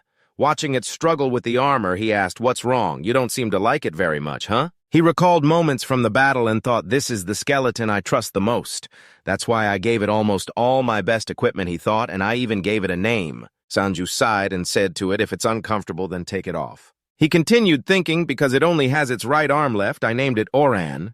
As he was putting the armor back on, Lee Han-ho came over and called out to him. "Hey," Lee Han-ho pointed to the crowded group behind them. Then he suggested, "Should we get another bus?" The crowded bus was speeding down the road. Sanju replied, "Of course, we're going to rescue the others too." Sanju continued, "It's fine. We don't have the time to waste effort running around looking for them." Sanju walked over to the crowded group and announced, "Everyone, from now on, we will have to fight the boss." The system announced the orc chieftain has decided to declare a direct war. All orcs will confront the survivors with the goal of total annihilation. He spoke up again just as the quest board announced. This is unavoidable because we can only leave the school after killing the boss. A man spoke up, "Hey kid, when I was in the gym, I witnessed everything there." The number of orcs is even more massive than before. There are at least 100 of them. Hearing those words, everyone immediately fell into a panic. While they were terrified, the system announced again because the quest time limit has been exceeded, debuffs will be activated. The system displayed the first notification. Freeloader member penalty class. Condition more than 10 people below level 5 in the party. Debuff movement speed reduced by 30%. Attack speed reduced by 5%. Someone said in astonishment, "How are we supposed to fight them like this?" The screen continued to display the second one. Lazy newbie penalty class. Condition more than 10 people in the party have not killed any monsters. Debuff attack speed reduced by 10%. Gold acquisition reduced by 5%. Everyone was bewildered. How are we supposed to fight? The system wasn't done yet. Finally, despair penalty class. Condition majority of members have no fighting spirit. Debuff chance of entering a confused state increased by 10%. Someone screamed, "There are 100 orcs like that." However, Sanju wasn't worried at all, thinking confidently, "I already know how to fight these orcs effectively. So even 100 of them is no problem. This battle is a sure win." Amidst everyone's anxiety, Sanju declared, "I will fight alone." In his mind, he thought having many weapons doesn't mean they are all useful. Junji-soo exclaimed in surprise, "Huh?" What Lee Han-ho was also startled and shouted, "Hey, are you crazy? What did you just say?" Sanju remained very calm, pointed to himself, and affirmed once more, "I will fight them alone." The others murmured among themselves, asking, "Hey, did I hear that right?" Someone said in disbelief, "Is he insane?" Another person trembled in fear and said, "Damn it, he's the only one we can trust." Amidst the whispers, Park Dae-sung's group was sitting comfortably at the back, snickering and cursing that fool Sanju. Lee Jin-seok, who was with them, mocked him, saying, "With that arrogant attitude of his, he just dug his own grave." Park Dae-sung also said sarcastically, "So he was just lucky all along, huh? It would be great if that idiot died." Lee Jin-seok chimed in and added, "He's just a failure. He'll definitely get himself killed for that stupid declaration." Junji-soo disagreed and spoke up to stop Sanju. "Hey, Sanju, is something wrong with you? Even if we all worked together, how could we possibly fight that many monsters?" But Sanju calmly said, "That's what you said before we fought the boss on the rooftop, right?" Junji-soo timidly said yes. He also said bluntly, "That experience made me feel that fighting together isn't effective. In other words, the combat power of human teammates can't compare to the skeletons." To Junji-soo's astonishment, Sanju continued, "You were right. I don't mean anything by it. You've been a great help so far." Sanju began to prepare his gear. He continued with a smile, "But I feel this battle will be very dangerous. I've thought it through carefully before making this decision." Looking at him like that, Junji-soo was surprised, thinking, although I know Sanju usually plans his strategy before a fight, this time it's no joke. At the school, Sanju appeared alone, leading his legion of skeletons. In a classroom on the highest floor, far away, the others were gathered. Watching Sanju and his skeleton army walk out alone, everyone looked down from the windows and started murmuring, "You've got to be kidding. Does he really want to fight alone?" He walked past the bus. Lee Han-ho, Junji-soo, and Gyeong-soo, who were on the bus, watched anxiously. Lee Han-ho said fearfully, "Sanju has gone crazy." So Junji-soo also decided if the situation gets worse, "We'll step in." Gyeong-soo agreed, "I'm ready to hit the gas too." Very soon after, from a distance, the target was visible, an army of orcs making a loud noise as they advanced towards Sanju's group. The orcs got closer and closer, roaring aggressively as they charged at Sanju with their weapons. Sanju calmly observed them and guessed that Red One must be the commander, huh? But then he realized and thought, but why isn't the notification window popping up? He must just be a sub-boss. Then the leader quickly ordered the orcs to attack Sanju. He remained calm and turned to order his skeleton soldiers. "Let's move." Putting down the iron shield, he made a decision and said to the skeleton soldiers, "We'll wait here." He observed the surroundings and said, "We won't have to worry about the terrain anymore." Sanju looked up again and continued, "This staircase is no different from the path behind the school." Sanju cheerfully looked at the skeleton soldiers standing guard in front and said, "Thanks, you guys. If you return to dust, don't forget me." The orcs charged towards the skeleton soldiers, screaming. Sanju chose to activate Savage Frenzy. The goblin army receives an additional 10% damage and a 20% increase in attack speed for 10 minutes. He shouted loudly, "Let's fight!" A rain of daggers flew ceaselessly towards the orcs, quickly taking them down. A few skeleton soldiers aggressively ran forward and continued to throw daggers. The orc leader also charged out easily, blocking the daggers flying toward Sanju with its weapon. Only then did things get tense. He thought to himself the dagger throw was blocked. Time for close combat! On this side, the skeleton soldiers were still attacking relentlessly. A critical strike came down from above, but an orc's hand grabbed the head of a skeleton soldier. That orc, filled with rage, stared at the captured skeleton soldier. Then the skeleton soldier was sent flying and shattered. He thought this as a powerful sacrificial blow. The bone fragments scattered. One skeleton soldier seemed to be driven by a surge of power. Its fighting spirit flared, but he placed a hand on it to hold it back. He said, "Wait." He said coldly, "It's not your turn yet." The orc arrogantly crushed a skeleton soldier. It kept making provocative noises. Very quickly, a surprise attack hit its head. Blood splattered, and then it fell down as a stream of green energy was released. Sanju thought it's time for the orc skeleton soldier to enter the ring. The orcs started to feel a change in their surroundings. On the system screen, the words "Death is obeying your command" appeared. His eyes glowed. The system announced again a combination effect has been activated. Manji Warrior Level 1, Class Weapon Combination, Condition Party equipped with 5 battle axes. Effect after the first strike, receive an additional 10% damage. A 15% increase in attack speed for 10 seconds. Cooldown 10 minutes. The newly summoned warrior appeared. Sanju ordered slaughter them all. The summoned warrior was ready to devour the orcs. The battle was still raging fiercely. Sanju thought to himself, even if I have to charge to the front lines, no matter how many lives it costs. An orc was smashed to pieces. Suddenly, another orc that saw it seemed to be startled by a realization. Sanju continued to think that army is never afraid of death. The orc realized that its recently deceased comrades were now skeletons with green flames inside them. They had become warriors for Sanju to command. He looked at them and thought, because they are born from death, the undead army. He gave a triumphant smile and declared, "This is the fighting style of a necromancer. From a room somewhere." A blonde-haired person threw open a window and looked down. Everyone was watching the battle's progress from above. They stared down with wide eyes, guessing it seems like it's all over. Watching him annihilate the orcs all by himself, they were terrified and stammered, What is he?" They speculated, did he really get a high-tier class? The people inside the bus were also eagerly watching. Han Ho saw the battle and exclaimed, "Whoa, Sanju, my man must have gone all in on a bunch of skill cards again." He then complained annoyedly, "You should have told your little bro beforehand so I wouldn't worry." Junji Su was suddenly struck by the realization that everything was going according to Sanju's plan.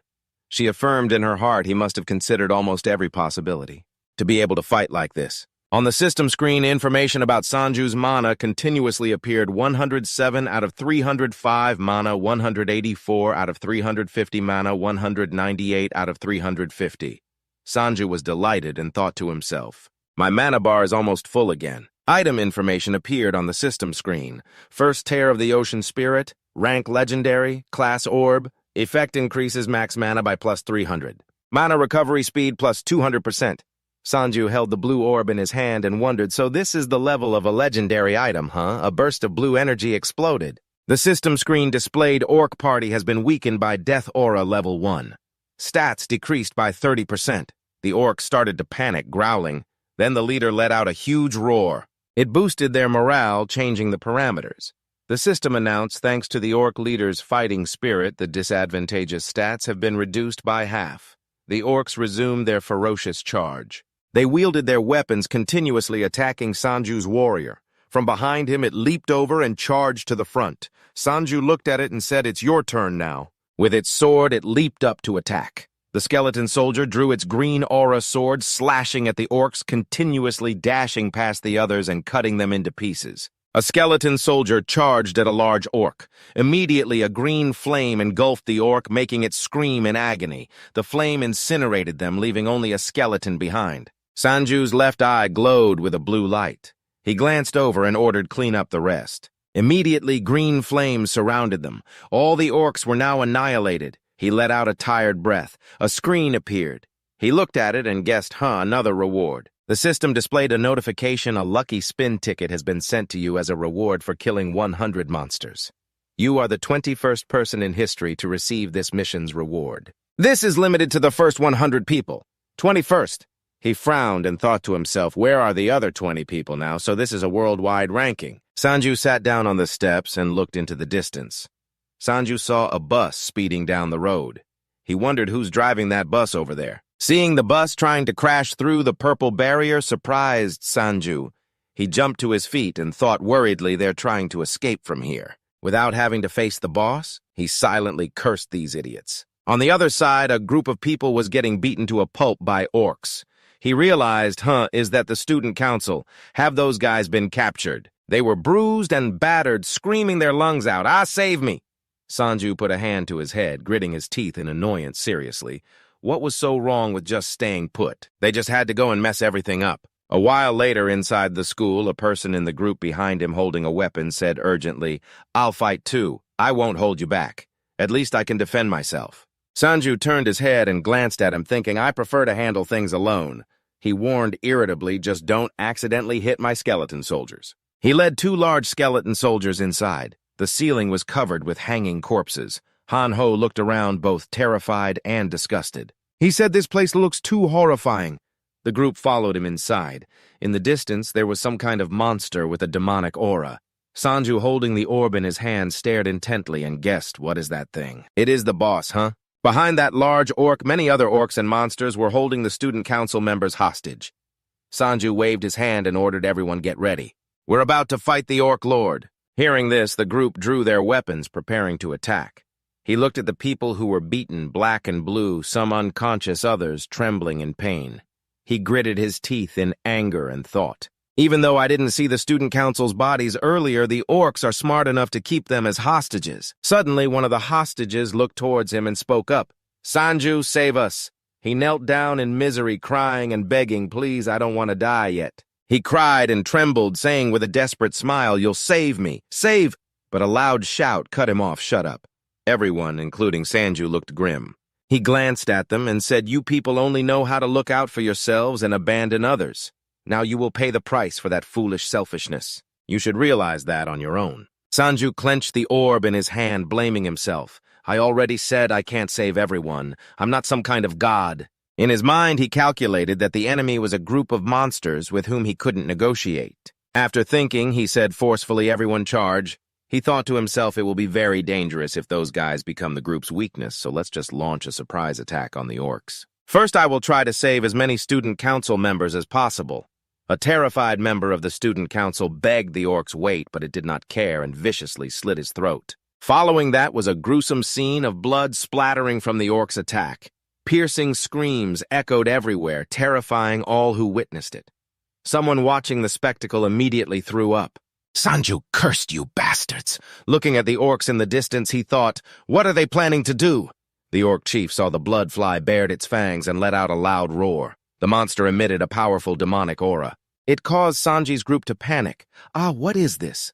My strength, it feels like everyone's energy is being drained by it. The group lay sprawled on the ground, struggling to breathe. Junsu was coughing violently. The system displayed a notification. Due to the effect of Hell's Breath, you have fallen into a state of anxiety. Due to the effect of Hell's Breath, you have fallen into a state of weakness.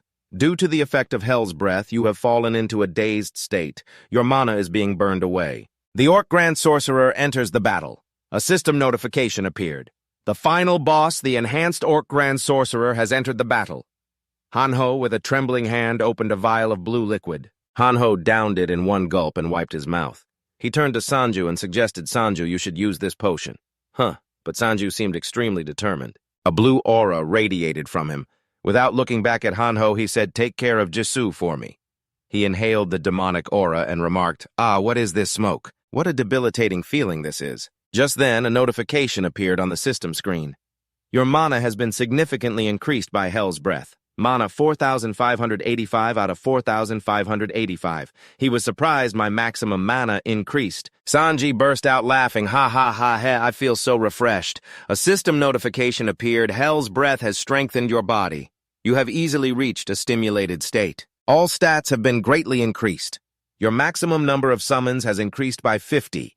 Now brimming with energy, he said confidently, I don't care what you did to me, but I want to know the secret behind this. The Orc Grand Sorcerer looked confused and let out an annoyed cry.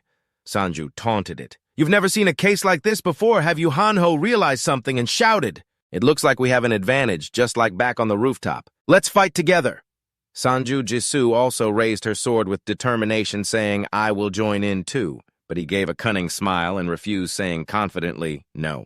This time will be very different from that battle. The system displayed notifications. The corpse is awaiting your command. The corpse has become your subordinate. The corpse has become your subordinate. Hanho was extremely surprised, shouting, all of them are combination effects were gradually activating for your party. The orc grand sorcerer stood amidst the transformation of Sanju's army.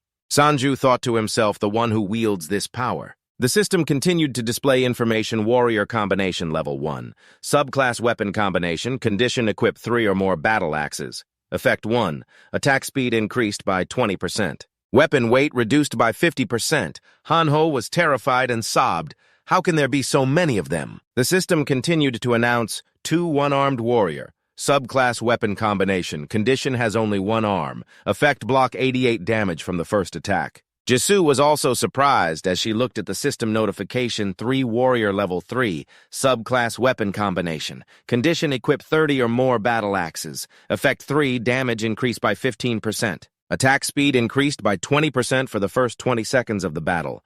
Next 4 Orc Hunter level 2. Subclass tribal combination. Condition more than 30 orcs in the party. Effect increases environmental awareness by 20%.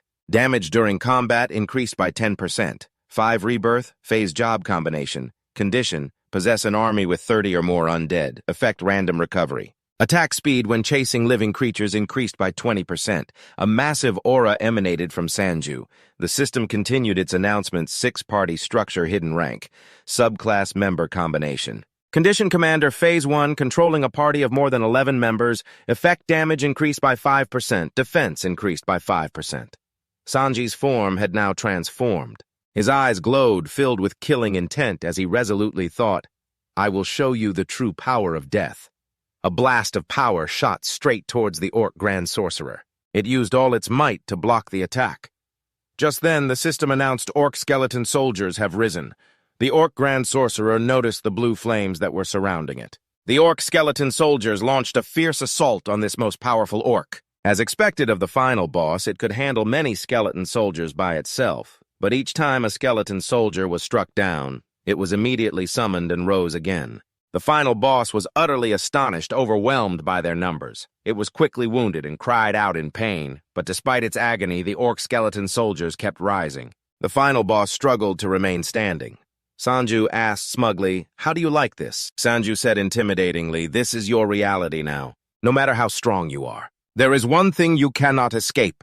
Sanju's eyes flared with blue fire as he said, and that is death itself. Upon hearing this, the orc grand sorcerer was utterly terrified. It immediately turned to flee, but smaller skeleton soldiers quickly appeared to block its path. Sanju said with contempt, you flies, seeing the overwhelming number of enemies. The orc boss was cornered with nowhere to run. Sanju mocked it, trying to run. That is not happening, kiddo. As he finished speaking, he threw a punch in its direction. The orc cried out defiantly, as if to make a final stand. The army of orc skeleton soldiers quickly surrounded the final boss, which watched in terror as the horde rushed towards it. They swarmed forward, pinning the final boss down. In an instant, it was trapped with no way out. It looked at Sanju, pleading for mercy. Finally, it tremblingly reached a hand toward him, crying out, Da! Da! Sanju called for Oran. Oran stomped its foot on the ground, bracing itself. Sanju coldly commanded execute it. In the blink of an eye, Oran dashed behind the orc boss and delivered the final blow, striking with a powerful slash. At that moment, the system announced, you have received 1,055 gold from defeating the final boss, the orc grand sorcerer. Your Oran has also evolved. The system displayed elite goblin skeleton soldier has been promoted by absorbing the orc chieftain's magic. Defense has increased significantly. The commander attribute has been promoted. Sanju gradually returned to his original form. He looked at the system and mused, just as I thought Oran can get promoted by defeating bosses. Open subordinate list. Currently on the system screen, subordinate list 33 out of 59. 1 veteran goblin skeleton level 3. Weapon katana. Race goblin. Subordinate type commander level 2. Just then, Hanho noticed something glowing on the boss and said, hey, look, there's something in the boss's mouth. Sanju reached out to take it, thinking, Could this be a new item? The moment he touched it, a system warning appeared. This item will activate the demon attribute for its owner. However, the player will have to make many sacrifices to be able to obtain this attribute. Sanju thought a demon, huh? Their power is not so different from a necromancer's, is it? The system announced the demon attribute has been added. As he held the item, the system displayed its information. Name Blood Demon Stone. Rarity Legendary, subclass Magic Orb. Effect activates the demon attribute for the owner. Each attack will burn 2% of the opponent's mana. When the opponent's mana is completely burned, it switches to absorbing the enemy's strength. The skeleton soldiers disintegrated, and Sanju returned to his original form as the system announced. Because Hell's breath has been completely absorbed, the stimulated state has been lifted. Back at the school, everyone cheered and shouted with joy. We defeated the final boss. A chubby guy clenched his fist and declared, "Although I do not want to cause you any more trouble, I am sure I will be useful in the future." Someone else praised he really has the makings of a hero. Sanju frowned as he looked at the crowd, thinking, I do not think I need any more people in the party. I have no idea what the world outside is like now, traveling in a small group. With fewer people is still the best way to survive. Just then, the screen on the barrier appeared, and then it suddenly exploded, creating a violent tremor. Many people witnessed it, and someone said in surprise, "Oh, is it finally going to let us leave?" Someone else said sadly, I think it was safer staying here." At that moment, two people approached the crowd gathered at the school who were looking around. A girl stood watching as everyone began to move out to continue their journey. She looked at Sanju and asked the person beside her, "Where is he going?" The man next to her replied, "I do not know, but I feel safer when I follow him." Hanho looked at his phone in a panic and said, "Damn it, the situation around the world is just as bad as it is here. I wonder if Mom and Dad are okay?" Sanju glanced over at him, then fell silent. His head bowed as he thought of his own parents. He noticed someone approaching from behind. It was Kyung-soo, who looked at him from a vehicle and offered, "Get in." "The roads around here are a bit rough, but I think it is much safer on the bus. I used to be a military driver, so I know there is a large military base not far from here. Let's all go there together." Sanju smiled and waved his hand in refusal. "It is all right. I want to go somewhere else first, even though I have to lie," he thought. Kyung-soo replied sadly, "All right then. Make sure you head there later. Okay." Then he shouted loudly, "Everyone get on the bus. We will get to the safe zone soon. There is another bus, so there should be enough room for everyone." Jeong-soo smiled and wished Sanju good luck. He also waved goodbye. "Yes, good luck to you too, Jeong-soo." Sanju and Hanho watched the two buses leave. Hanho looked at Jisoo and asked, "So where do we go now?" "Hey Jisoo, where is your home?" She answered honestly, "I currently live in the school dormitory because my home is all the way in Jeju." Hanho was speechless for a moment. Jisoo looked at Sanju, smiled, and suggested, "So Sanju, can I go with you? I do not know how I can help you, but..." He quickly agreed, "Oh, of course you can." Jisoo said happily, "Thank you." Hanho, standing by his side, teased, "Hey, big brother. You do not need to say anything about this little brother, right?" The main character turned with a sly smile and said, "How about you chop off an arm and become a one-armed warrior?" He really wanted another teammate who could use that sweet combo effect. Hearing that, Hanho looked at him in fear. Suddenly, Jisoo turned back, pushed the two of them, and shouted, "Get down!" A black object flew past. Hanho asked fearfully what was that. Both Sanju and Jisoo frowned as they looked at it. The bus suddenly screeched to a halt because of that thing. At that moment, everyone on the vehicle panicked. Why did we stop, mister? You have to drive." Kyung-soo said fearfully, "I cannot. The moment I start the engine, we will all die instantly." He explained in terror, "Those monsters. They are attracted by the sound of the engine." Sanju's eyes widened as he looked at the creature before him. He thought many dragons were flying in the sky. One swooped down towards the bus. It then immediately snatched the bus. A system notification appeared. "Area boss Alpha Wyvern has appeared." The dragon lifted the bus high into the air. Sanju thought in horror, "No." The bus was now being torn to shreds by the flock of dragons. Sanju struggled with his thoughts. "I am not strong enough yet." He clenched his teeth, thinking, but this is a chance to become stronger. The main character suddenly spoke up, "Jisoo, we are not going to avoid them. On the contrary, we are going to hunt those monsters." She was surprised, He said decisively, "We must always adapt to the new environment. That is why we have to hunt powerful monsters instead of easy prey." Inwardly, he thought humanity will still rule the earth. Hearing this, both Jisoo and Hanho looked at him seriously. Sanju clenched his fist, showing his determination. He thought, that is why we will find a way to control them. The three of them moved forward together. They and their skeleton soldiers were ready to fight the monsters ahead. The system announced player has completed the tutorial. At that moment in a certain city, a small goblin was panting as it ran in one direction. It screamed ceaselessly, reaching its hand forward. It kept running until it burst into a building, where many other goblins were hiding under a cloth. They poked their heads out to look at the newly arrived goblin, who was still saying something non-stop. The goblin that had just arrived panted heavily as it said something. Just then, a skeleton orc from behind holding an axe swung down on it. In an instant, its body was cleaved in two, splattering blood and gore, terrifying the other goblins. The skeleton orc quickly found the remaining goblins. Seeing they were discovered, they told each other, brothers, let us get out of here. One stepped towards a pile of junk to block the orc's path, but before they could run more than a few steps, a goblin was impaled. Sanju, holding a shield, opened the door. His eyes were filled with killing intent as he looked at the trembling, frightened goblins. The system announced you have received 10 gold for defeating a goblin. He glared and said, I knew it. The frightened goblins looked at the skeletons and Sanju surrounding them. He and his squad of skeletons quickly wiped out the remaining goblins.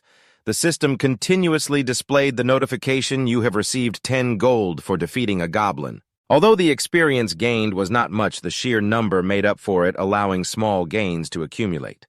Soon the system announced you have leveled up to LV6. Someone behind him said, helplessly, honestly. Hanho leaned against the door panting and said, you went and handled all the small fry here by yourself again. Sanju said calmly there were only a few of them.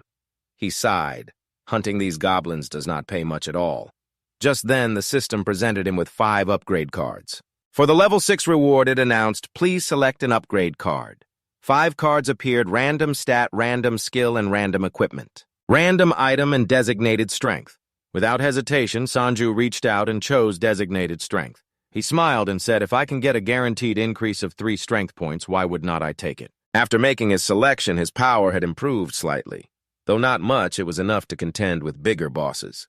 He looked at his own body and felt it saying it is real.